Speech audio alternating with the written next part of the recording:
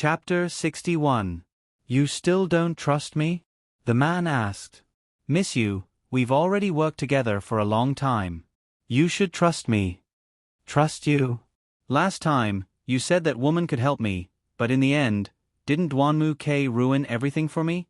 I can't believe I gave you this chance. If you don't grasp it, I can guarantee that you won't get anything, Uxian said fiercely. Her tone was indeed her style. Miss you, I understand what you mean. Don't worry, I'll definitely handle this matter beautifully for you. Is there any problem with that woman? It seemed Uxian was talking about the matter that Duanmu K and I had overheard last time. I didn't think too much about it and continued to listen to what she had to say. That woman didn't want to come, but I talked to her a few times and she agreed, the man said with a chuckle. You did something, didn't you? Uxian wasn't an idiot. She understood what the man had done. Of course. Otherwise, how could she have been so obedient? But there's one thing I don't understand. At that time, we agreed to carry out the plan in a week. Why did it suddenly get delayed? Actually, I didn't want it to be delayed. The plan was going well, but who knew that Duanmu Xinyao would come back? That woman's appearance disrupted all my plans. I didn't want her to participate in my plan. She would definitely ruin it. It seemed that Xinyao had a great influence on Uxian. Could it be that Uxian was afraid of Xinyao? Do you want me to take action and capture that woman? Hearing Director Li's words, Xinyao couldn't sit still. I held her arm to stop her from being so agitated. Uxian said, just based on you? You dare to touch the eldest daughter of the Duanmu family? You're really daring. You have to be ruthless. If you're not ruthless, how can you achieve your goals? As long as you say it, I'll definitely accomplish it, the man said with a smile. Forget it. I don't want to hurt her. If I hurt her, the Duanmu K would hate me. Uxian was still worried about Duanmu K's feelings. The man said, Miss you, you're not as simple as you make yourself out to be. There's a demon in your heart. Since you like the Duanmu K, how could you have the heart to harm him? You don't understand. I didn't harm him. I just used some tricks to lead him bit by bit into my trap. What do you know? I don't agree with Uxian's way of doing things. She built her selfish love on other people's pain. This woman is too scary. You have too much character, but I like it. How about you follow me? The man said with a smile. Don't talk nonsense. I don't have time to talk nonsense with you. You'd better make arrangements for tonight's matter. Don't affect my plan. Otherwise, I won't have a good time, and you won't have a good time either. Uxian's tone was obviously serious. Yes, miss you.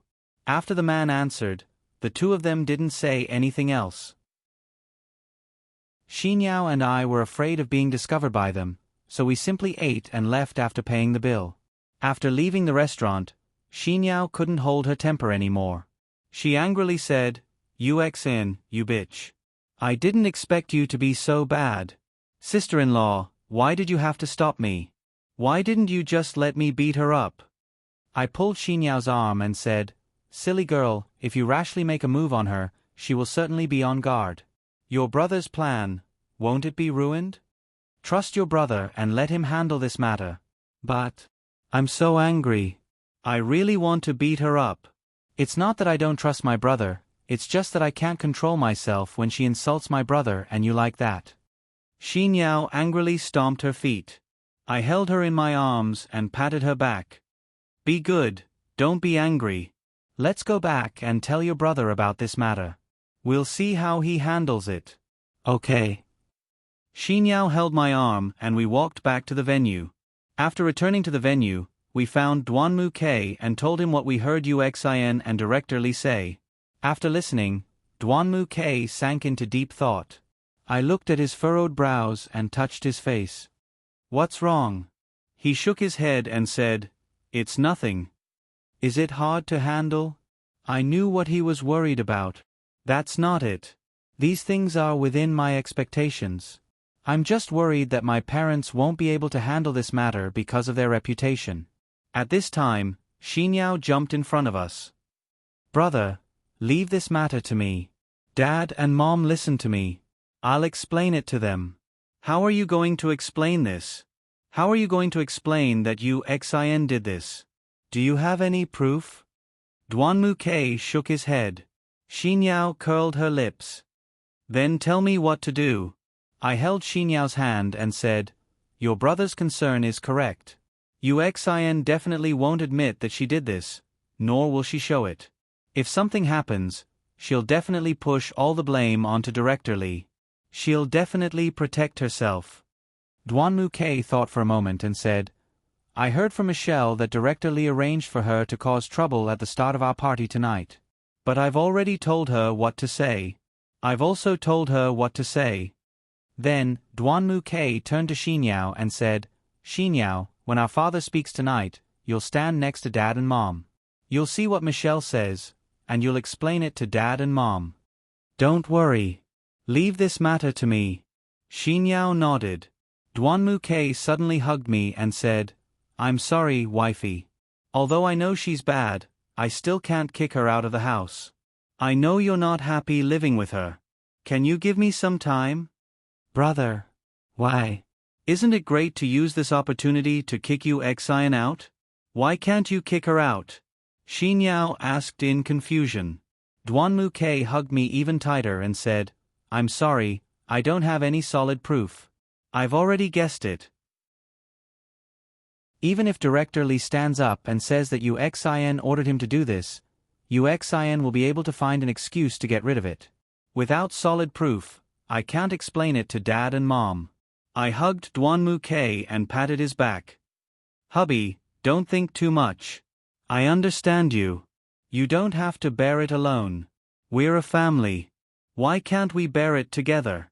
Besides, what else can she do? No matter what, I'll always be with you, right? Duanmu Ke hugged me and said, That's enough. Your words are enough. Chapter 62. Yu Xin stood by the side of the stage with nothing to do. I glanced at her, my heart calm. After all, she wasn't the main character of today's event. Duanmu Ke walked onto the stage. Standing in the middle of the stage, he spoke into the microphone, Everyone, please be quiet. The noisy crowd gradually quieted down, and everyone's eyes focused on the stage. Duanmu Ke continued, Today, we are holding a celebration of the 10th anniversary of the founding of the Kurosawa. We would like to thank all the members of the Kurosawa for their contributions to the Kurosawa. At the same time, we would like to welcome all the guests present. Now, let us welcome the founder of the Kurosawa, Mr. Duanmu Tachio, to give a speech. The audience applauded. Duanmu Tachio walked to the middle of the stage and began to speak to the audience. In the crowd, I saw a man pulling Michelle from the back of the crowd to the front. Looking at Michelle's serious expression, I guessed that man was the so-called Director Li. The man pulled Michelle to the front. Duanmu Tachio was still talking non-stop about the history of the Kurosawa and his personal feelings. After about 10 minutes, Duanmu Tachio said, I would like to thank all the members of the Kurosawa for supporting the work of the Duanmu family. The Kurosawa will get better and better. Thank you. Duanmu Tachio bowed deeply on the stage. The audience applauded enthusiastically. Duanmu Tachio walked to the back of the stage. Just then, the man stood up and shouted, Wait! Duanmu Lixiong stopped in his tracks and turned around to look at the man below the stage. He asked seriously, Who are you? As the leader of the Kurosawa, there must be many things that you don't know about. The man looked at Duanmu Tachio. Especially your son. Hearing this, the audience went into an uproar. Duanmu Ke looked at me, indicating that I shouldn't be impulsive. Everything should be within his expectations. Duanmu Lixiong calmed down and said, I believe in my son's character. Since you came here with a purpose, then say what you want to say. The man pulled Michelle to the front. Pointing at her, he said to Duanmu Tachio, Celebrities don't beat around the bush. When your son was negotiating with our company, he slept with this woman from our company at your Black Mamba Hotel. Hearing this, The audience's discussion became even louder. God, I didn't know that young Master K was this kind of person. He used to be a womanizer. I thought he would change a little after he got married. I didn't expect him to be so stubborn. What's wrong with this woman? How could young Master K do this to her? Could it be that she seduced young Master K? Hearing the discussion, Duanmu Tachio's face became more and more unsightly. He turned to look at Duanmu Quebec. Duanmu K looked at him calmly and didn't say anything.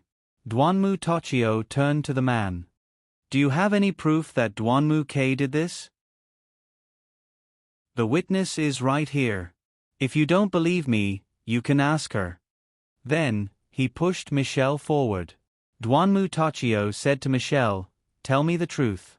If it's true, the Duanmu family will take responsibility for you. If I find out that you lied to me, you should know what I will do. Michelle stood in front of the stage and let out a long breath. That night, I really did spend the night in the same room as Duanmu Quebec. Duanmu Tachio's eyes widened and he looked at Michelle in disbelief. At this time, Xinyao walked to his side and supported him. Dad, don't worry. Let's finish. The man stood behind Michelle and looked at Duanmu Tachio with a proud expression. I glanced at Yu Xian out of the corner of my eye. Her face was as calm as ever. Michelle looked at Duanmu Tachio and said, but nothing happened between us. Also, Duanmu K didn't take me into the room. I was forced to stay there. Hearing Michelle's words, the man's face turned green. He pulled Michelle and said, what did you say?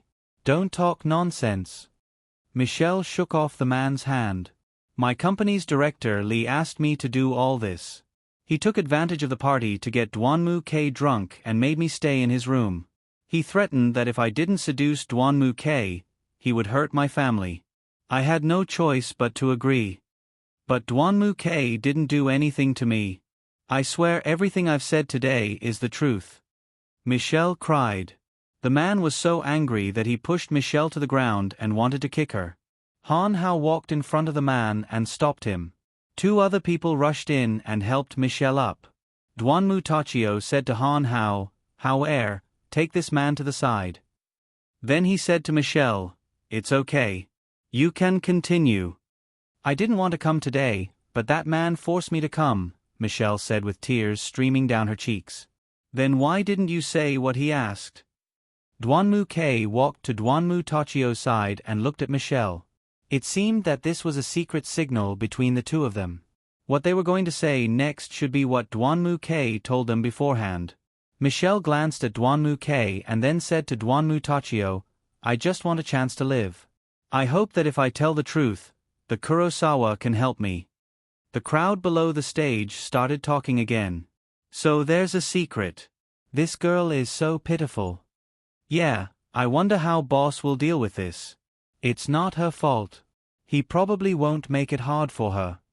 Duanmu Tachio looked at Michelle and said, as long as you tell me everything you know, I can send people to protect you and your family. At this time, Xinyao grabbed Duanmu Tachio's arm and said, Dad, don't you think this is a bit strange? If it's just for the benefit of their company, they wouldn't need to make such a big fuss. Xinyao looked at Duanmu Tachio with a smile. Yes, as long as it's someone related to this matter, you have to tell them all. Duanmu Tachio was very smart and understood Xianyao's meaning. I turned to look at Yu Xian, who was standing at the side of the stage. Her expression became very ugly. It seemed that she didn't realize that she was going to be checkmated. She didn't go up to explain anything. She just stood there with a serious expression and clenched fists. It was our director Li who told me to do this. He told me to come here today to frame Duanmu K, and then use this as a bargaining chip to negotiate terms of cooperation with the Black Skeleton Group and expand his own benefits. All right, K, cancel the cooperation with their company, take back all the funds and resources, and then arrange for the legal department to take them to court. Duanmu Tachio roared angrily. The audience instantly became silent. Chapter 63. Director Li suddenly rushed in front of Michelle and said to Duanmu Tachio, You can't do this. According to the contract, if you break the contract, you have to pay us compensation. You better think about it. Duanmu Tachio looked at him and said, "In my eyes, compensation is a small matter. As long as I take you to court, you will naturally go bankrupt." Director Lee looked at Duanmu Tachio with his mouth wide open. He stood there blankly without saying a word. Duanmu Tachio glared at him and then said to Han Hao, drive him out. Don't affect everyone's mood." With that, he prepared to leave the stage. Han Hao walked in front of Director Lee and blocked his way. "Director Lee, please." Director Lee wanted to rush onto the stage, but was stopped by Han Hao and a few others. He unwillingly said to Duanmu Tachio, "Let me go. I was forced to do this. Someone forced me to do this." Duanmu Tachio stopped and turned around to look at him. "What? Who forced you?" At this time, Uxian walked in front of Duanmu Tachio. "Uncle, the banquet in the banquet hall is ready. The Kurosawa executives have all been seated. They are just waiting for you and Auntie." Duanmu Tachio looked at Uxian and nodded. He didn't pay any more attention to Director Lee and turned around to walk into the banquet hall. After Duanmu Tachio and Xiao Fengya left, Xinyao walked to Uxian and stopped. She looked at her and said, "You appeared at the right time. Aren't you afraid that people will guess that you are the mastermind behind this?" With that, she also walked into the banquet hall. Director Lee was still shouting himself hoarse outside. Han Hao brought a few people and dragged him outside. Uxian looked at him standing there like a clown, and a trace of disappointment appeared on her face. I walked to Uxian's side and looked at her. "Let's talk." Uxian turned to look at me and nodded. I walked out of the banquet hall and went to the coffee shop near the banquet hall. She hesitated at the door, but still followed me in. I deliberately chose the seat she and Director Lee had sat in at noon and sat down. She sat across from me and looked at me without saying a word. "I won't beat around the bush. Today's scene was directed by you, right?" I ordered 2 cups of coffee and said. Uxian smiled. "Do you have any proof that I did it?" I touched the sofa and said, "Uxian, you're so smart. You should be able to guess that we all know about your and Director Lee's plans." Uxian was stunned for a moment. She looked at me and said, "Actually, I don't know. Until just now, when I heard that woman didn't follow my instructions, I knew that my plan had failed. But you didn't really think that I would guess that you were the one who ruined my plan, did you?" I looked at Uxian. Her eyes were filled with disdain. I smiled and said to her, "No matter who it is, you've lost this time. Please don't do something like this again in the future and hurt everyone. I should have told you that you're not that cruel. Your weakness has been used by me time and time again, but you can't do anything to me. So what if I hurt others? I'm selfish. I only did it for myself. Besides, without any proof, do you think that Duanmu Tachio and Xiao Fengya will easily believe you or Duanmu Xinyao?" Uxian held her coffee and looked at me with a smile. If it was Duanmu K, Mom and Dad would definitely listen. My words seemed to have pierced Uxian's heart. She stopped what she was doing and stared at me without blinking. I looked at her and said, "Duanmu K and I heard everything you said outside the house, including what you said when you met him here at noon. You're right, I'm not that smart. I didn't come up with a plan to sow discord. Duanmu K had already bribed Michelle the day after she spent the night with him. The reason why she continued to stay by Mr. Lee's side and followed your plan was to play out this show with you." Uxian put down her coffee. She lowered her head and said to me, "Is that really what happened?" I leaned back on the sofa and said to Uxian, "I don't want to fight with you, but you can't win against Duanmu K because your feelings for him have already clouded your cruel heart. So, this is the last time I'm warning you. Don't do anything to hurt Duanmu K's family. You'll never get the result you want." Uxian smiled and said, "If I wanted to give up, I would have done it a long time ago. But there's no other way. None of you can understand how I feel about him." She sighed and then said to me, "Do whatever you want.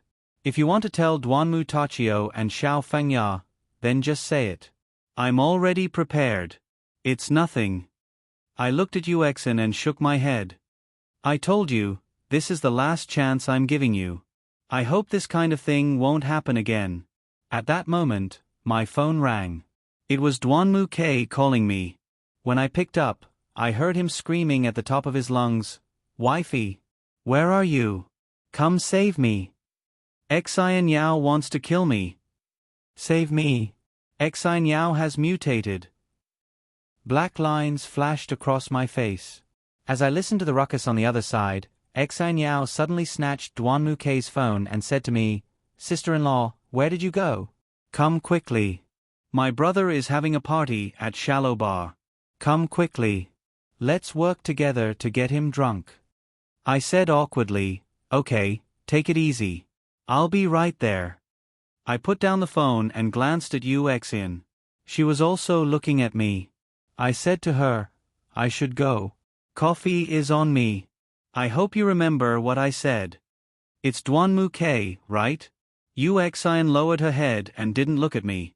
I sighed and said, "Yes, he's having a party at Shallow Bar. He and Xian Yao are waiting for me. I have to go. Do whatever you want." I stood up and walked to the bar to pay for the meal. When I turned around, I saw Yuexin standing behind me. I was startled. I patted my chest and looked at her. "What are you doing? You scared me." "Let's go together." Yuexin smiled and looked at me. I looked at her suspiciously and asked, "You want to go too?" She crossed her arms and looked at me. "There's no rule that says I can't go to Shallow Bar, right? Of course, I only said let's go together. You don't have a car, right? My car is parked across the street, so let's go together. Just to thank you for the coffee." She waved her car keys in front of me and walked towards the door. I looked at her figure. Although I didn't know what she was planning, I still decided to go with her. She probably wouldn't do anything to me.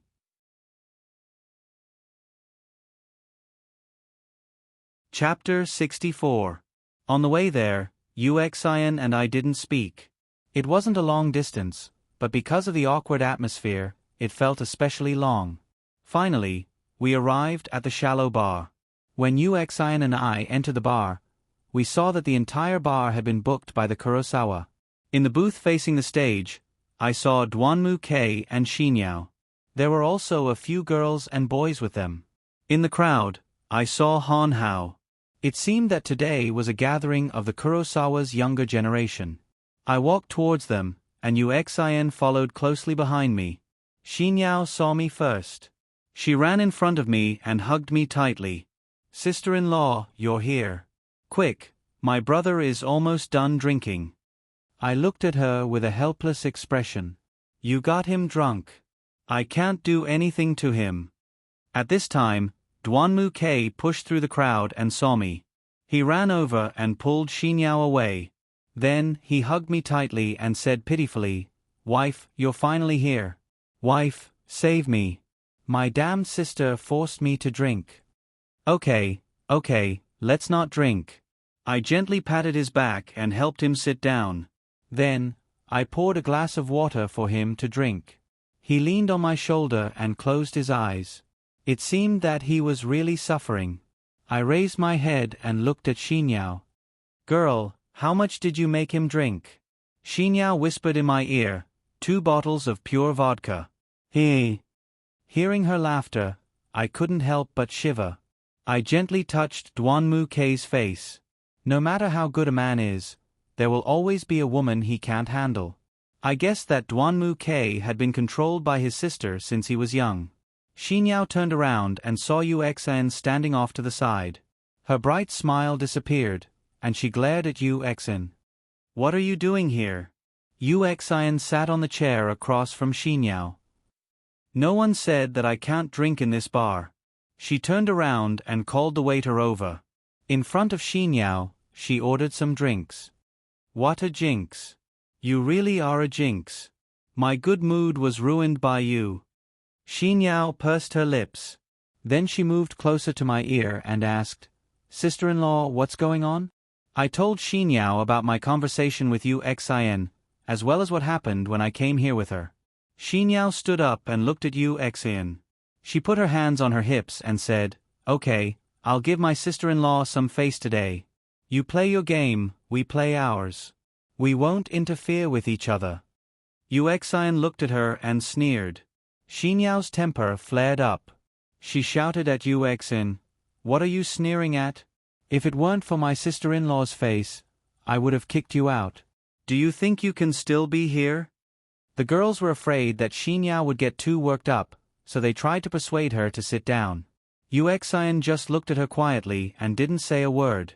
After Xinyao returned to her seat, she pulled a long face and didn't smile at all. Han Hao sat next to her and didn't say anything. Duanmu Ke leaned on my shoulder with his eyes closed. It seemed he wasn't in a good state. Xinyao picked up a bottle of wine and began to pour it into her mouth. I motioned to Han Hao to snatch it away. Han Hao snatched the bottle from Xinyao and didn't let her drink anymore. Xinyao leaned on his shoulder. The two of them didn't say anything. As I looked at the two of them, that indescribable feeling welled up in my heart. After a while, Duanmu Ke seemed to have recovered a bit. He leaned on the sofa and rubbed his sleepy eyes. When he saw me, he hugged me and said, "Wifey, you're here." His body reeked of alcohol, but I didn't want to let him go. I hugged him tightly and gently patted his back. "You drank too much. Don't do it again." Duanmu Ke hugged me tightly. "I know I was wrong, wifey. I was wrong. I won't do it again." At this time, Xinyao patted Duanmu Ke's shoulder. Duanmu Ke turned to look at her. Xinyao asked, "Gidge, are you feeling better?" "You bad sister. How can you make me drink like that? You made me drink a bottle of wine in just a few mouthfuls. You want to kill me, don't you?" Duanmu Ke pinched Xinyao's nose. Okay. I was wrong. Gidge, have you seen Han Hao? He was here a moment ago. I don't know where he went. Xinyao rubbed her eyes and looked at Duanmu Quebec. Duanmu Ke said, "I didn't see him. I just woke up. Why don't we go look for him?" We looked around.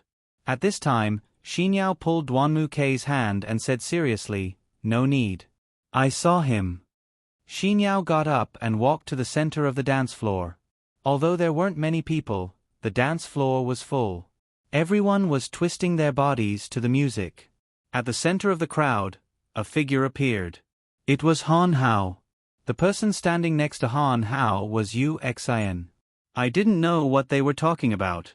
They were twisting their bodies to the music and looking at each other. Obviously, Xinyao was angry. Duanmu Ke and I followed her to the dance floor. Xinyao walked in front of Han Hao and Yu Xian. She first looked at Han Hao, then at Yu Xian. She reached out and slapped Yu Xian's face. Han Hao pulled Xinyao and said, "What are you doing?" Xinyao turned around and looked at Han Hao. "Are you yelling at me?" Han Hao didn't say anything. He just pulled Xinyao's arm and didn't let her move. At this time, Yu Xian took out a bottle of wine from somewhere and threw it at Xinyao's face.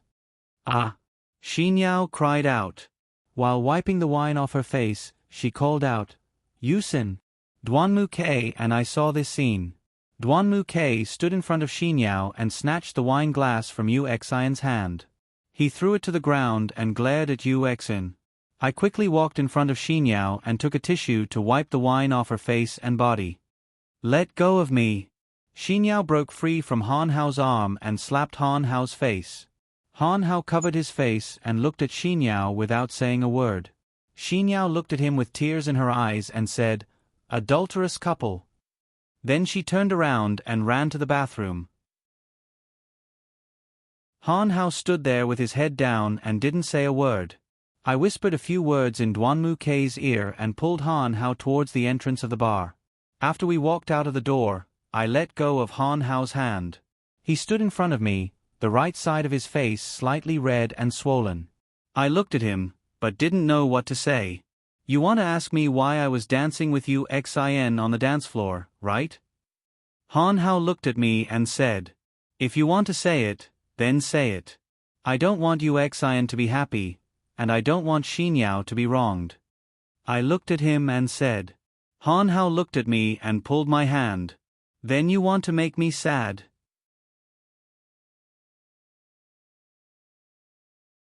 Chapter 65. I stared blankly at Han Hao and shook off his hand. Han Hao, let go of me. What do you mean by that? Han Hao looked at me and suddenly hugged me. Shaoli, I'm sorry. I'm sorry. What's wrong with you? Let go of me first. Let's talk nicely. I struggled, but Han Hao didn't seem to have any intention of letting me go. Shaoli, can you let me hug you for a while? Just for a while. Han Hao suddenly choked with sobs. I stopped struggling and quietly leaned into Han Hao's embrace. I hadn't felt the warmth of his embrace for a long time. I didn't know why, but Han Hao's insecure embrace made me feel very uncomfortable. After a while, Han Hao let go of me. He wiped the tears from the corners of his eyes, which were extremely red. He looked at me and said, I'm sorry. I couldn't control my emotions. I sighed and said, what's going on? Why did you suddenly become like this? Han Hao said, just now, Yu Exine sent me a message and asked me to pretend to dance with her on the dance floor. She said she had something important to talk to me about. She said it was about you. I didn't know what she wanted to talk about, but I still agreed. She told me that she hated you and Duanmu K being together, and that she would do everything in her power to break you two apart. Did she really tell you that? I looked at Han Hao. His eyes were filled with helplessness. Han Hao nodded. That's what she told me. When I heard her say that, I was very angry. I warned her not to do anything that would hurt you and Xiao Quebec. But she said that the more I cared about you, the more she would use me against you too. I was very scared. At that moment, Exine Yao rushed over. Then why did you stop Xinyao? I looked at Han Hao and asked. Yu Exine is a person who harbors evil intentions, and Xinyao's temper is so bad. If by any chance she gets angry and does something to harm Xinyao, how am I going to explain it to Duanmu K? How am I going to explain it to Uncle Duanmu and Auntie Duanmu? It seemed like Han Hao was doing this to protect Xinyao. Do you know Xinyao likes you? I didn't avoid the topic and directly asked Han Hao. Han Hao nodded and said, I know, but I can't accept her feelings for me. I grabbed Han Hao's shirt and asked, why can't you accept it? Don't you know how much she likes you? Don't you know how sad she was when she saw you protect Yu Xin? I didn't know why I was so emotional. I looked into his eyes, and my heart was beating very fast. Han Hao hugged me again and said, I can't accept her because I already have someone else in my heart. I knew that the person he was talking about was me. I didn't expect him to hug me. I struggled, but Han Hao hugged me even closer. I was angry, so I reached out and slapped Han Hao's face. I stared at him blankly. He laughed coldly and stood there, feeling the mark of my slap. Tears flowed down his face again. Seeing his tears fall, my heart softened. I reached out and touched his face. I'm sorry, I didn't do it on purpose. I understand. I know what I'm doing. I know that you and Duanmu K are together, but I still think about you. But I can't control my heart from thinking about you. I think about you all the time. Han Hao looked at me, his eyes filled with tenderness. My feelings were very complicated. I took back my hand from his face and lowered my head. Thank you. I know you're good to me, and I understand your feelings for me. But I'm sorry. I can't accept your feelings. Right now, my heart only has Duanmu Quebec. I'm sorry. I understand. I know what you mean. Don't worry, I'll hide my feelings for you. I won't express them, and I won't bother you anymore. Han Hao turned around and prepared to enter the bar. I grabbed Han Hao's clothes and said, wait a minute. Han Hao stopped, but didn't turn around to look at me. Han Hao, I hope you can carefully consider Xinyao's feelings for you. She's a good girl. I hope you can seriously consider being together with her. Since I couldn't have him, I should hope for him to live a good life. Since Han Hao and I couldn't be together, I hoped Xinyao could stay by his side. I'll seriously consider it.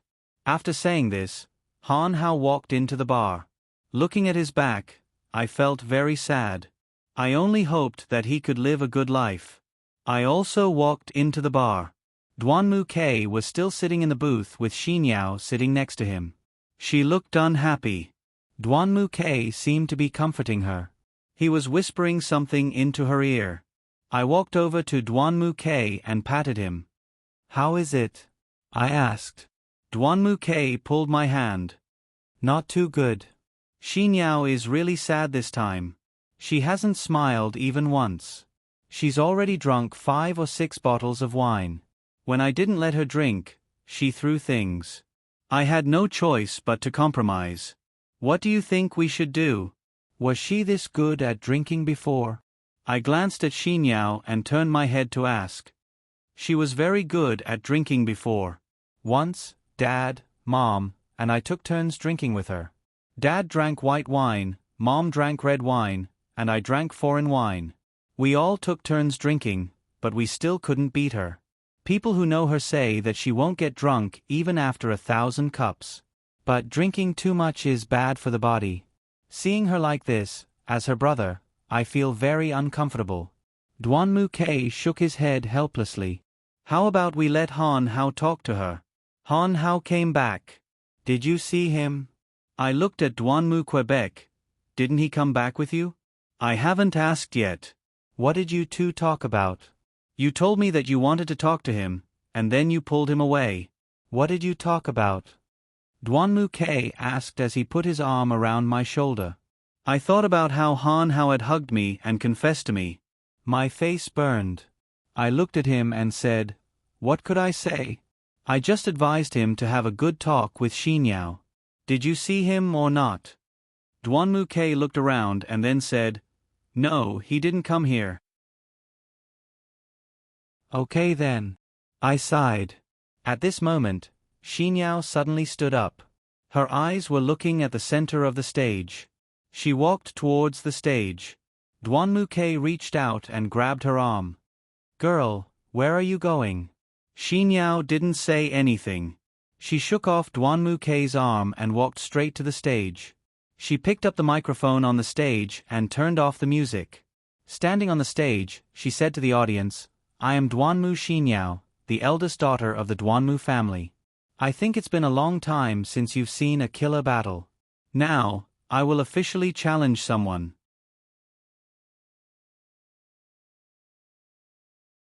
Chapter 66. Xinyao. You can't do this. If Mom and Dad find out, they'll be angry. I stood up and shouted at Xinyao. Duanmu Kei pulled my arm and pulled me into his embrace. "Don't talk." Xinyao shook her head at me and pointed at a corner of the bar. I looked over and saw Uxian sitting there. Xinyao looked at Uxian and said, "Uxian, come up here." Everyone looked at Uxian. Uxian furrowed her brows and turned to look at Duanmu Quebec. When she saw that Duanmu Kei was hugging me, her expression became even more serious. She turned around and walked towards the stage. She stood on the stage and looked at Xinyao. "Xinyao, I won't accept your challenge." Xinyao laughed and waved her hand. She called the MC to her side and said, "Come, MC, tell her the rules of Killer." The MC stood in the middle of the stage and looked at Uxian. "Miss Yu, it seems that you still don't understand Killer. Once a challenger is named, they have no right to refuse. Even if you really want to refuse, we will force it down your throat. So, Miss Yu, you should accept our Duanmu Kei's challenge." A group of people surrounded the stage. Everyone shouted in unison, "Accept, accept, accept." Uxian looked at Duanmu Kei and then looked at Xinyao. She laughed and said, "Okay, Duanmu Xinyao, I accept your challenge." The audience cheered. The stage was about to start the drinking competition. Duanmu Kei hugged me from behind. The two of us looked at the stage. Duanmu Kei whispered into my ear, "Waifu, do you remember the drinking competition we had?" I nodded and said, "How could I not remember? I don't like drinking, but in order to win against you, I desperately poured alcohol into my mouth. Now that I think about it, I was so childish back then. But it was also at that time that I gradually became attracted to you. Duanmu K kissed my cheek. Glib tongue. Alright, why did you stop me from stopping Xinyao from drinking? I turned around and looked at Duanmu Quebec. Duanmu K pulled me into his arms and said, "My sister is good at everything, but she's too stubborn. Besides, she can drink so much. How could she be so easily drunk by Uxian? Uxian did so many wrong things. This time, this is her punishment. That's not good. I don't want Xinyao to get hurt." I hugged Duanmu Quebec. My heart felt incomparably at ease.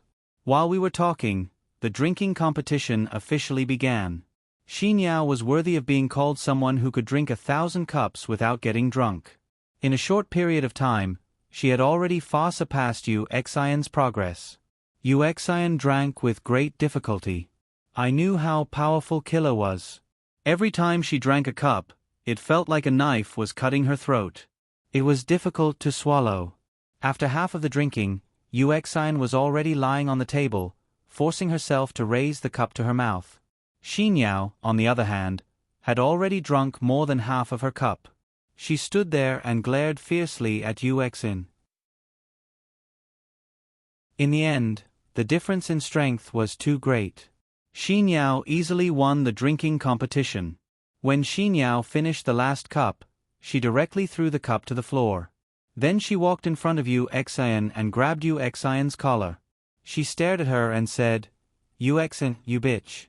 You seduced my brother and even seduced Han Hao. How can you be so shameless? Who do you think you are?" Uxian shook off Xinyao's hand. She suddenly lost her balance and fell to the floor.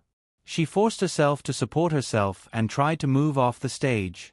"You want to leave? It's not that easy. You think I'll let you go so easily after you poured wine on my face?" Xinyao pulled Uxian's feet and dragged her back to the center of the stage. Then she straddled Uxian's body. She reached out and slapped Uxian's face twice. At this time, Han Hao appeared out of nowhere. He rushed onto the stage, grabbed Xinyao, and held her tightly in his arms. He shouted at her, "Xinyao, that's enough. Don't you think what you did was wrong?" Xinyao stopped struggling and turned around to look at Han Hao. "Han Hao, you care about her that much? What's so good about her that makes you protect her so much?"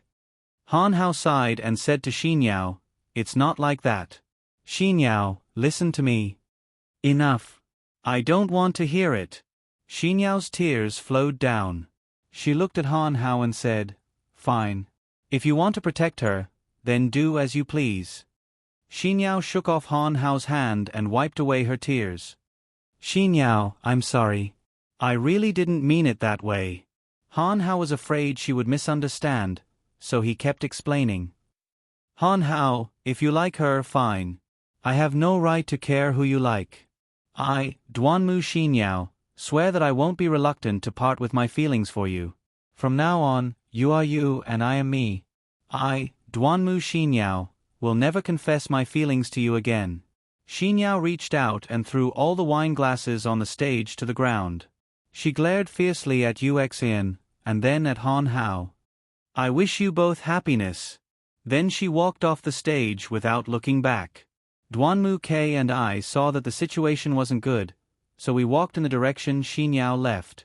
Xinyao walked out of the bar, and the two of us followed closely behind her. We didn't say anything. Xinyao walked to a corner on the side of the road and suddenly stopped. Then she squatted down and burst into tears. I quickly ran to Xinyao's side. When Xinyao saw me, she threw herself into my arms and cried her heart out. I hugged her, and she cried very hard. She hugged me tightly and said, "Sister-in-law, sister-in-law." I'm heartbroken. I didn't know how to comfort her, so I could only hug her tightly. Duanmu K also stood next to us. He stroked Xinyao's hair and said to Xinyao, "Girl, don't cry. Seeing you like this, Big Brother's heart hurts." Xinyao cried even harder. At this moment, Han Hao suddenly appeared behind us. He glanced at Xinyao, then said to Duanmu K, Duanmu, can you let me talk to Xinyao? Duanmu K suddenly walked in front of Han Hao and punched him. Han Hao's mouth bled a little. Han Hao looked at Duanmu K and lowered his head. He didn't say anything. Duanmu K grabbed Han Hao's collar and glared at him. Han Hao, I consider you my best brother.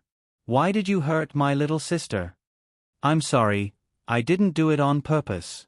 Han Hao shook his head and looked at Duanmu Quebec. Duanmu K reached out and punched Han Hao again. Han Hao lost his balance and leaned against the wall. At this moment, Xinyao suddenly rushed in front of Han Hao and stood in front of him. She looked at Duanmu K and said, Big brother, don't hit him. Duanmu K helplessly shook his head and looked at Xinyao. Girl, I really don't know what to do with you. He reached out and wiped Xinyao's tears. Don't cry. I won't hit him, okay? He said dotingly.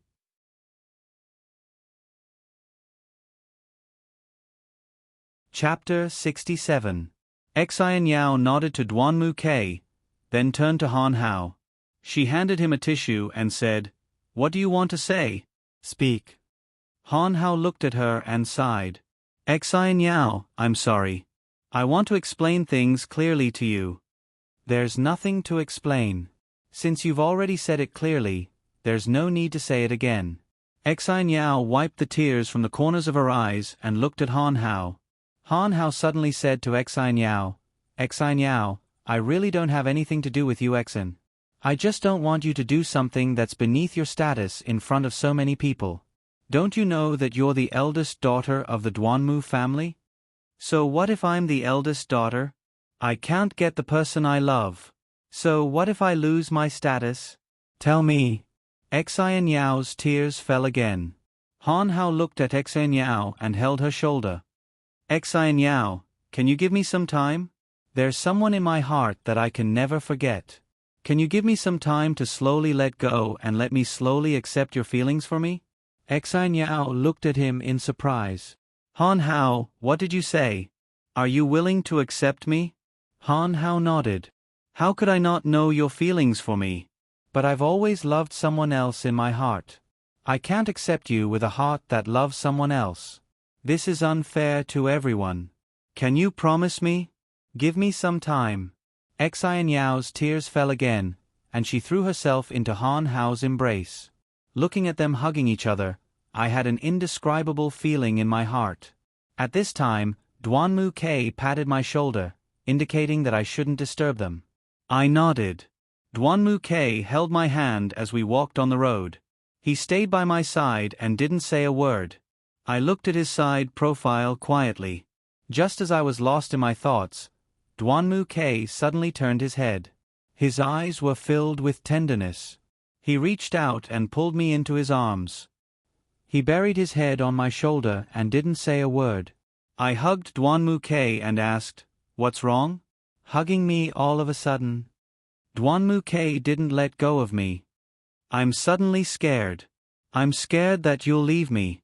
I smiled and hugged him tightly. Silly, what are you thinking? How could I leave you? Duanmu K let go of me and looked at me. The person Han Hao loves is you, isn't it? My heart suddenly trembled, and my eyes drifted. I didn't dare to look at him. What are you talking about? How could that be? Duanmu K cupped my face. But I can see that the person Han Hao loves is you, and you know how he feels about you. I sighed and said to Duanmu K, I know how he feels about me. Right now, I only have you in my heart. I've made it clear to him, and he understands our relationship. But my heart doesn't feel good at all. One is my closest brother, and the other is the woman I love the most. This kind of entanglement makes me feel physically and mentally exhausted. You're thinking too much. I won't like Han Hao. Even if he likes me, I won't like him. I looked at Duanmu K and said firmly, Can you guarantee that you've never had any feelings for him? Duanmu K looked into my eyes. I didn't know how to answer his question. He continued, You don't know how to answer? I'm not stupid. I can see that you have feelings for him. Then what do you mean by saying all this? I've already told you that it's impossible between him and me. What else do you want me to do? I was already a bit agitated. I shook off Duanmu-K's hand and asked him. Duanmu-K suddenly pulled me into his embrace, stroked my head and said, "You are mine, I won't allow anyone to take you away from me." You're already starting to distrust me. Little K, I've already given my body and heart to you, but I didn't think that you would still be so worried about me. Forget it, I want to be alone for a while. You can go home by yourself. I pushed Duanmu-K away, ignored him, and turned to walk away. Xiao Li, don't go. Duanmu-K caught up with me and grabbed my hand, not letting me go. I turned and looked at him. Shaking off his hand, I said, "Let's be quiet and think about what's going on between us, and what we can do to fix it." I looked at him, then turned and walked away. Duanmu-K didn't chase after me. Maybe he needed to calm down and think about it. I calmed down and walked casually on the road. I didn't know where my destination was. There were people walking back and forth on the road. They were all talking and laughing. A young couple walked past me. I heard the girl say to the boy, "Honey, there's a new movie coming out tomorrow. Let's go and watch it together." The boy had a doting expression on his face. He stroked the girl's hair and smiled. "Okay, girl. Whatever you want. I knew you were the best. Then let's go eat something good. I know a new restaurant that opened. It's really good." The girl leaned on the boy's shoulder, her face full of happiness. "Okay, as long as you're happy." The boy put his arm around the girl's shoulder and walked away. Seeing their happy faces, I realized that I had never had a proper date with Duanmu Quebec. I had never seen a movie with him. It felt like there were a lot of things I hadn't done with him. I suddenly felt very sorry for him. I thought about how I had lost my temper with him, and how he had only said those things because he cared about me. I felt very uncomfortable. Maybe I had done something wrong. I thought about it and decided to take the initiative to admit my mistake. I picked up my phone and dialed Duanmu-K's number, but he didn't answer. I called him 2 more times, but he still didn't answer. Maybe he went home. I called a taxi and drove to Duanmu-K's house. When I arrived at Duanmu-K's house, I walked through the front door. There was no one in the front yard. It was very late. I walked into the living room. Duanmu Tachio and Xiao Fangya weren't in the living room, either. Only the housekeeper was cleaning the living room. When she saw me, she warmly greeted me. "Young madam, you're back." "Yeah, I'm back. Is Xiao K back?" I asked. "Young Master K has been back for a while. He should be upstairs in his bedroom." "Okay, thank you. I got it." I walked upstairs. I decided that if I saw Duanmu-K, I would hug him and apologize to him. When I reached the bedroom door, I straightened my clothes and took out the mirror I always carried with me. If I wasn't happy, Duanmu-K would be too. I gently pushed the door open and said loudly, "Hubby, I'm back."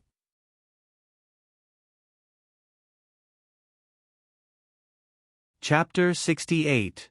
The moment I opened the door, I saw a scene that I would never forget. I stood at the door, dumbfounded. Looking at the scene in front of me, I felt as if the world had collapsed. Duanmu-K was indeed in the bedroom. He was lying quietly on the bed, his upper body naked. There were bottles of alcohol everywhere on the floor. It seemed he had been drinking. And in Duanmu-K's arms was another person. That person was none other than Uxin. Uxin was also lying in Duanmu-K's arms with her arms exposed. I stood at the door and didn't say anything. Looking at the scene in front of me, I didn't know what to do. I took a step back and wanted to leave the room, but I accidentally bumped into a bottle on the floor. The sound of the bottle falling woke Duanmu-K up. Duanmu-K rubbed his eyes. His sleepy eyes saw me standing at the door. He hurriedly got off the bed and rushed to my side. He hugged me and said, "Wifey, you're back." "Wifey, I'm sorry. I shouldn't have wronged you. I'm sorry. Don't be mad at me, okay?" I didn't say anything. I just stood there and stared at Uxin, who was still lying on the bed. Duanmu saw that I didn't respond. He looked at me and said, "Wifey, what's wrong? Are you still mad at me? Don't be mad." Tears fell from my eyes. Then, I moved his hand away from me. I didn't say anything and turned to leave. Duanmu saw that I was about to leave. He hugged me tightly from behind and said, "Wifey, I know I was wrong. Don't ignore me, okay? I'm sorry. I know I was wrong." At this time, Xinyao came back with Han Hao. Xinyao smiled and ran towards me. "Sister-in-law, we're back. Han Hao and I made up, sister-in-law." Seeing Xinyao, my tears couldn't stop flowing. I lay in her arms and cried even harder. Xinyao hugged me and said, "Sister-in-law, what's wrong? Don't cry."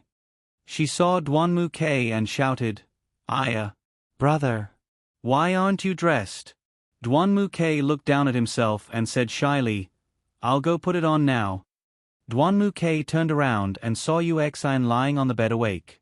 He was shocked and stepped back a few steps. He pointed at Yuxian and said, "You, why are you in my bed?" Yuxian sat up on the bed and covered her chest with the blanket. She calmly flipped her hair and looked at us without saying a word. Xinyao moved closer to Duanmu and saw the naked Yuxian. She was stunned. "Yuxian!" she shouted. "You slut, get the hell out here." After saying that, he reached out to beat Yuxian. Han Hao hugged Xinyao from behind and said, "Girl, don't get too excited. You still don't understand the situation. It won't be too late to make a decision after you figure it out." With a cold laugh, I looked at Duanmu and said, "What else is there to be unclear about? Isn't it obvious? My man slept with another woman in our bridal chamber. He. My tears flowed down again. Duanmu pressed my shoulder and said, "It's not like that. Wife, don't think too much." After we finished arguing, I was very upset. So I went home to drink. Later, I didn't have enough wine, so I asked the nanny to bring me a few bottles. After that, I don't remember anything. I looked at Duanmu and said, "Do you think I still believe you?" I shook off Duanmu hand and walked downstairs. At this moment, I felt as if the whole world had turned black. I sat on the sofa in the living room, numb. I couldn't feel anything at all. After a while, Xinyao ran downstairs and sat next to me. She wanted to say something, but she was hesitant and didn't know what to say. I looked at her and said, "I'm fine. I'm fine." Xinyao couldn't hold it in any longer. She said to me, "Sister-in-law, don't hold it in anymore. I know you feel wronged. Don't hold it in. If you want to cry, just cry." Xinyao hugged me, and I lay in her embrace, tears flowing uncontrollably. Xinyao stroked my hair and sighed. I didn't think she would use such a method. If your brother didn't give her a chance, she wouldn't have climbed into his bed so easily. Sister-in-law, don't think about it. My heart aches for you. That bad brother of mine is too bad. Xinyao hugged me tightly, giving me a little bit of warmth. After a while, Han Hao brought Yuxian downstairs. Duanmu followed behind. Yuxian sat across from me. Duanmu wanted to sit next to me, but I refused. Helpless, he could only sit next to Yuxian. We sat like that in silence, no one saying a word. After a while, I raised my head and looked at Duanmu. He had his head lowered and didn't look at me. Yuxian looked at me calmly, as if she was showing off to me that she had obtained Duanmu. I calmed down and said, "Xinyao, help me pack my luggage and then take me home." Xinyao looked puzzled. "Go home?" she asked. "Isn't this your home?" "My own home." I looked at Duanmu. He raised his head and looked at me. He didn't say anything. "Sister-in-law, you should think about it carefully. Don't make a decision so easily." Xinyao hugged my arm. I understood that she was giving us some leeway. Han Hao looked at Xinyao. "Listen to her. We'll take her home later." Duanmu suddenly stood up. He looked at me and said, "This is a misunderstanding. We can't confirm what happened. Can't you give me a chance to explain?" I looked at him and said calmly, "What's there to explain? Two people hugging each other naked. Would you believe me if I said nothing happened?" Duanmu K blushed. He turned to Uxin and said, "Uxin, tell them that nothing happened between us." Uxin looked at Duanmu K and then at me. "It's okay. I don't need him to take responsibility." "What? Obviously nothing happened. Why would you say that?" Duanmu K tightly gripped Uxin's shoulder. "Duanmu, Gij, I was the one who delivered the wine for you. As soon as I put the wine down, you suddenly hugged me and said how much you loved me. Then you kissed me, and then—" Uxin lowered her head. I sneered. I looked up and didn't say anything else. I tried not to let my tears fall. Xinyao couldn't control her emotions. She stood up and pointed at Uxin. "You bitch. I didn't expect you to hook up with a man in bed. Do you really think you're a good person?" I pulled Xinyao's arm and said, "Forget it. It's already like this. What else is there to say?" Duanmu K turned to look at me. "What about you? When you hugged Han Hao, did you consider my feelings? What am I?"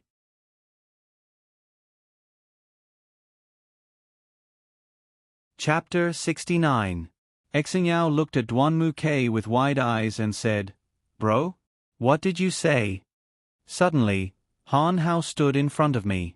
He looked at Duanmu K and said, "Xiao K, why did you say that? Don't you know you'll hurt her heart? You care about her that much? You said nothing happened between the two of you? Who would believe that?" Duanmu K stared at Han Hao and roared. Xinyao pulled Han Hao and asked, "Brother Han Hao, what's going on?" Han Hao looked at Xinyao, then looked at Duanmu K and said, "In front of Xinyao, I'm not afraid to say it. You're right, I do like Xiao Li. From the first time I saw her, I fell in love with her. But what about Xiao Li? In order to be with you, she rejected me more than once. She's such a good woman, why do you want to hurt her? Why do you want to wrong her?" Xinyao lowered her head, tears streaming down her face. Duanmu K sneered and said, "Han Hao, you'd better see clearly that the person you love is my woman." "You—" Han Hao was about to open his mouth, but Xinyao pulled him back. Xinyao stood up and looked at Duanmu Quebec. "Brother, I know. I guess that Han Hao likes sister-in-law. The way Han Hao looks at her is completely different from the way he looks at me. When I found out about this, my heart was very uncomfortable. I like sister-in-law, I like Han Hao, and I also like brother." Duanmu K looked at Xinyao and roared, "Don't tell me you're also questioning me?" "Brother, that's not what I meant." Xinyao was scared and hid behind Han Hao. I looked at Duanmu K and said, "Let's just leave it at that. The two of us need to think about what to do in the future." I turned to Xinyao and said, "Xinyao, let's go." I turned to walk towards the door. Suddenly, Duanmu K rushed forward and grabbed my hand. He pulled me into his arms and carried me up. I clung onto him tightly and struggled as I said, "What are you doing? Let go of me." Duanmu K carried me upstairs. When he passed by Han Hao and Xinyao, he glanced at them and said, "No matter what you hear, don't go upstairs." Then, Duanmu K carried me upstairs. "Duanmu K, let go of me." I was still struggling. I looked at Xinyao, and Xinyao shook her head at me, indicating that I shouldn't struggle. Indeed, I couldn't struggle. Duanmu K was holding me tightly. How could I break free? Duanmu K carried me back to the bedroom. After we entered the room, Duanmu K closed the door and threw me onto the bed. I struggled to sit up. I looked at him and roared, "Duanmu K, what the hell do you want?" Duanmu K stood by the bed and pushed me down. He looked at me as he took off his clothes. I looked at him in fear. Clutching my chest, I asked, "Duanmu K, calm down. What do you want?" After taking off his clothes, Duanmu K climbed onto the bed and lay on top of me. I couldn't move. I pushed his shoulders and roared, "Duanmu-ke, let go of me. Don't touch me." Duanmu-ke was on top of me, tearing off my clothes piece by piece. He stared at me and said, "Don't touch you? Do you want to wait for someone to touch you?" My upper body was completely exposed in front of him. Hearing him say that, I was very angry. I couldn't control myself and slapped him. After I slapped him, I was shocked. Duanmu-ke suddenly stopped. He looked at me. I didn't dare to look at him and turned my face to the side. He put his hand under my skirt. I quickly grabbed his hand to stop him from moving. Duanmu-ke grabbed my hand and pressed me under his body. He looked into my eyes and said, "You are mine." Duanmu-ke kissed me deeply on the lips. He suddenly became gentle and touched me gently, from my face to my upper body. Then, he put his hand under my skirt again. This time, I didn't struggle. He gently took off all the coverings on my body. I was completely naked in front of him. He spread my legs and tangled with me tenderly. After a while, I lay on the bed with my back facing Duanmu-Quebec. He leaned against the headboard and didn't say anything. I didn't want to know what he was thinking, and I didn't want to talk to him. After lying down for a while, I struggled to sit up, but Duanmu-ke pressed me down on the bed. "Lie down," he roared. I turned around and looked at Duanmu-Quebec. "What do you want?" Duanmu-ke took advantage of the situation and pulled me into his arms. "Nothing. There's nothing that can't be solved with sex." I looked at Duanmu-ke with a face full of black lines. I was actually speechless with his logic.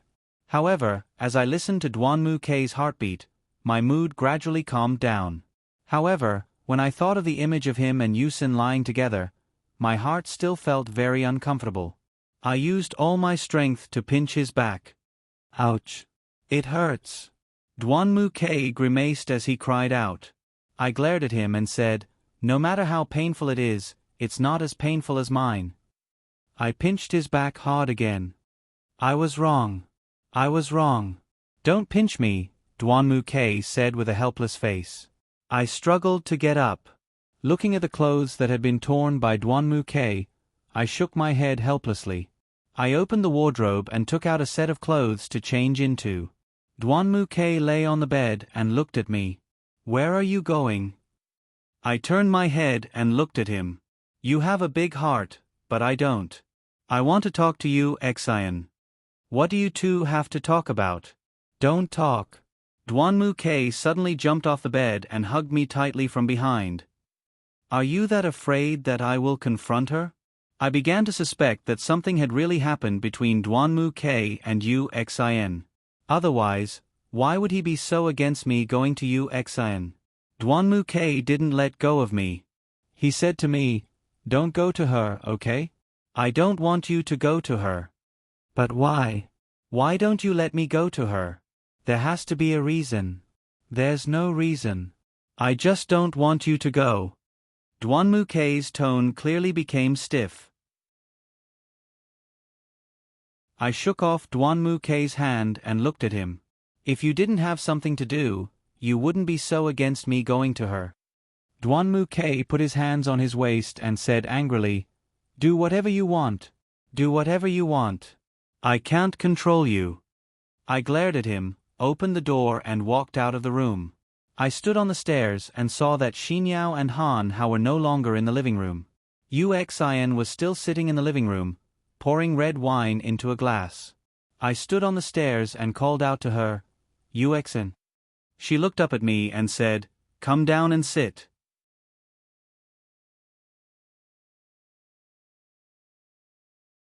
Chapter 70. I walked in front of Yu Xian and sat on the sofa across from her. She picked up a wine glass and poured me some wine. She looked at me and said, "Drink a bit." I didn't refuse and took the wine glass she handed me.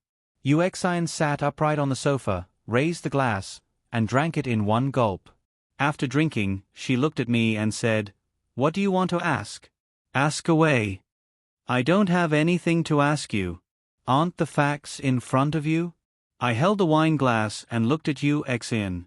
Yu Xian smiled and said, "It seems like you're quite sensible. It's good that you understand. How is it? How's Xiao Kei's martial arts?" I raised my eyebrows and looked at Yu Xian. Yu Xian was stunned for a moment, then smiled and said, "Very good. Not bad. That's strange. How did you make a drunk person have sex with you? What's so hard about that?" "He mistook me for you, so it happened naturally." Yu Xian arrogantly raised her head and looked at me. I looked at her and said, "So you admit that you seduced Xiao Kei?" Yu Xian was stunned and said, "You're wrong. It was Duanmu Gige who took the initiative to have sex with me. How could I seduce him?" I put down the wine glass and looked at Yu Xian. "I suddenly feel that you're very pitiful. The person Xiao Kei loves is me, so he's not satisfied with me. But you're doing everything you can to climb into his bed." Yu Xian looked at me and said, "So what? I'm satisfied as long as I can sleep with him. What do you plan to do in the future?" "Me? What can I do? I'll just pretend that nothing happened. Aren't you still his wife?" Yu Xian looked at me and said with a smile. It was obvious that she was trying to force me to leave Duanmu, Quebec. I stood up and looked at Yu Xian. "This is your ultimate goal, isn't it? You want to drive me away and become his woman, right?" "That's right. I'm already close to success. I won't give you another chance to turn things around. I pity you, cold glaze. In the end, you're still no match for me." Yu Xian's smile was especially brilliant. "Time will tell." I turned and went upstairs. At that moment, Xinyao poked her head out of the room. When she saw me coming up the stairs, she looked at me and said, sister-in-law, come quickly. Sister-in-law, come quickly." I saw Xinyao call me, so I walked over to her. Xinyao grabbed my arm and pulled me into her bedroom. When I entered the room, I saw that Han Hao was also there. After Xinyao pulled me in, she held my arm and said, "Sister-in-law, did brother quarrel with you just now? I heard a lot of noise in your room." I blushed. I patted her head and said, "Little girl, don't ask questions." Xinyao winked mischievously. She looked at me with a smile and said, "Okay, let's stop. Sister-in-law, I saw you go downstairs and talk with Yu Xian. What did you talk about?" I sighed and said, "We didn't talk about anything. She didn't say whether she and Duanmu Kei had a relationship or not. She only told me that her ultimate goal was to drive me away and become his woman. She's really shameless." Xinyao became unhappy again. I looked at her and then at Han Hao and said, "Oh right. Xinyao, I have to apologize to you. I'm sorry. I know that the person Han Hao likes is me. Actually, when I found out that you had feelings for Han Hao, I felt very uncomfortable. I'm sorry, Xinyao." Xinyao suddenly hugged me and said, "Sister-in-law, Han Hao told me all of this when we talked alone the other day. Although I don't feel good about it, I really envy sister-in-law because sister-in-law can obtain Han Hao's heart. Of course, I also like sister-in-law because I know what kind of person sister-in-law is. Sister-in-law wouldn't do anything to hurt me, right?" I tightly hugged Xinyao and said, "Silly girl, I've wronged you. I'm sorry. Sister-in-law will be good to you." I let go of Xinyao and turned to look at Han Hao. I said, "Han Hao, I'll leave Xinyao to you in the future. Xinyao's personality is still like a little girl, so I'll leave it to you. I don't want Xinyao to be wronged." Han Hao nodded and said, "Okay, I promise you. I'll take good care of her." "Alright, sister-in-law, what do we plan to do next? How are we going to deal with Yu Xian?" Xinyao looked at me and asked. I sighed and said, "I don't know, but I feel like Duanmu Kei's temper is getting worse and worse. Although it's possible that Yu Xian seduced Duanmu Kei, it's also possible that nothing happened between the two of them. However, I don't suspect that it was Duanmu Kei who initiated it." Xinyao shook her head and said, "Sister-in-law, don't worry about this. My brother is definitely not like this. You have to believe me, I can guarantee you this. I really don't know about this, but Duanmu K has been acting a bit strange recently. I don't know why he became like this. I just said a few words to him and his temper flared up. Then we quarreled. I sighed. What? You two just quarreled? Xinyao looked at me and rubbed my head. I shook my head and said, "It's nothing, it's just a few words. It's all in the past. Don't wrong yourself. If you can't handle it, just call me. I'll beat him up." Xinyao looked at me and said. I smiled and said, "Silly girl, you don't have to worry about UXN. We'll play it by ear. As for your brother, if you have time, you have to sound him out and see what he's thinking. I'm afraid his feelings for me have already faded." At this moment, the door was pushed open. Duanmu K stood at the door and looked at us. Faded. Very, very faded. I looked at Duanmu K in surprise and said, "Why are you here? You were eavesdropping on our conversation. You're the stupid one, talking so loudly." Duanmu K walked over to me and knocked my head. Then he walked over to Han Hao and looked at Han Hao. "Sorry, bro, I misunderstood you." Han Hao was stunned. Then he looked at Duanmu K and said, "You're too polite. We don't need to be so formal. We're all brothers." Wow, bro actually took the initiative to admit his mistake. That's not like you. Xinyao looked at Duanmu K with an evil smile and teased him. Duanmu K's face suddenly became very red. He didn't dare to look at us directly. He looked at the ceiling and said, Did I? Let's not talk about this. When I came out, I didn't see UXN. She probably went back to her room. Why are you here? I rolled my eyes at Duanmu Quebec. Duanmu K suddenly pulled me into his embrace and softly whispered into my ear, "My wife is missing. I'm here to look for my wife. I want to admit my mistake to my wife, admit that I was wrong." After saying that, he kissed me on the cheek.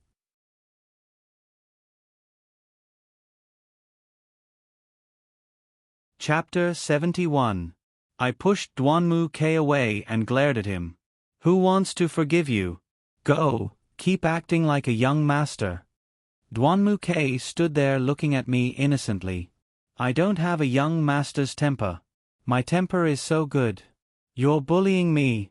I'm going to complain to Father Leng." I fiercely stepped on Duanmu K's foot and pulled him towards the door. "Hurry up and leave with me. Don't disturb the two of them." Hearing my words, Duanmu K turned around and looked at Han Hao and Xinyao. "Han Hao, treat my little sister better. Otherwise, I won't be polite to you. I'm going to break up with you." I forcefully pulled Duanmu K and threw him out of the door. Then I turned around and said to Han Hao and Xinyao, "You two ignore him. I'll take care of him. You two have fun. Bye." I casually closed the door to Xinyao's bedroom. I pulled Duanmu K back into the bedroom. After he entered the room, he lay on the bed and looked at the ceiling as if he was thinking about something. I didn't pay attention to him. I changed into my pajamas and lay down. I didn't say anything with my back to him. Thinking about the day's events, my heart didn't feel very comfortable. As I gradually entered the dreamland, I suddenly felt someone hug me from behind. I quickly opened my eyes and turned my head. Duanmu K had an expression of enjoyment on his face. His eyes were closed as he hugged me. His two hands were constantly touching me. I hit his hand in disgust. Duanmu K hugged me even tighter. His mouth was close to my ear as he whispered, "Hugging you is the most comfortable feeling." No matter how I heard it, I felt that this sentence was strange. I struggled with all my strength and pinched his arm. "You still touched UXN, didn't you?" Duanmu K hugged me tightly and said, "I'm just teasing you. How could I have touched her? Don't think too much." "Then why did you say that?" I struggled to push him away. Unexpectedly, I used too much strength and Duanmu K fell off the bed. I didn't expect to be able to push him off the bed. I quickly got off the bed and ran to him to help him up. "Why are you pushing me? Don't touch me." Duanmu K was a little annoyed. He forcefully shook off my arm that I had extended to support him. He lost his balance and I took 2 steps back. I didn't mean to. I didn't think I could push you off the bed. I didn't dare go forward. I just stood there looking at him. Duanmu stood up and straightened his clothes. He looked at me with a serious face. I told you, I was just teasing you. You still don't believe me? I can't argue with you, I can't coax you, I can't make you happy. What do you want? Why do you keep asking me what I want? What's wrong with me? You didn't do it? I was stunned by Duanmu series of questions. For a moment, I didn't know how to answer. I just stood there and looked at him blankly. I'm sorry. I really didn't mean to. Duanmu looked at me and said impatiently, forget it. He turned around and opened the wardrobe. He found a jacket and walked to the door. I looked at him and asked, where are you going? It's so late. Don't worry about it. I'm going out alone. You go to sleep. Duanmu opened the door and walked out of the room. The moment he walked out of the room, my tears flowed down. Did I really do something wrong? But I really cared about him.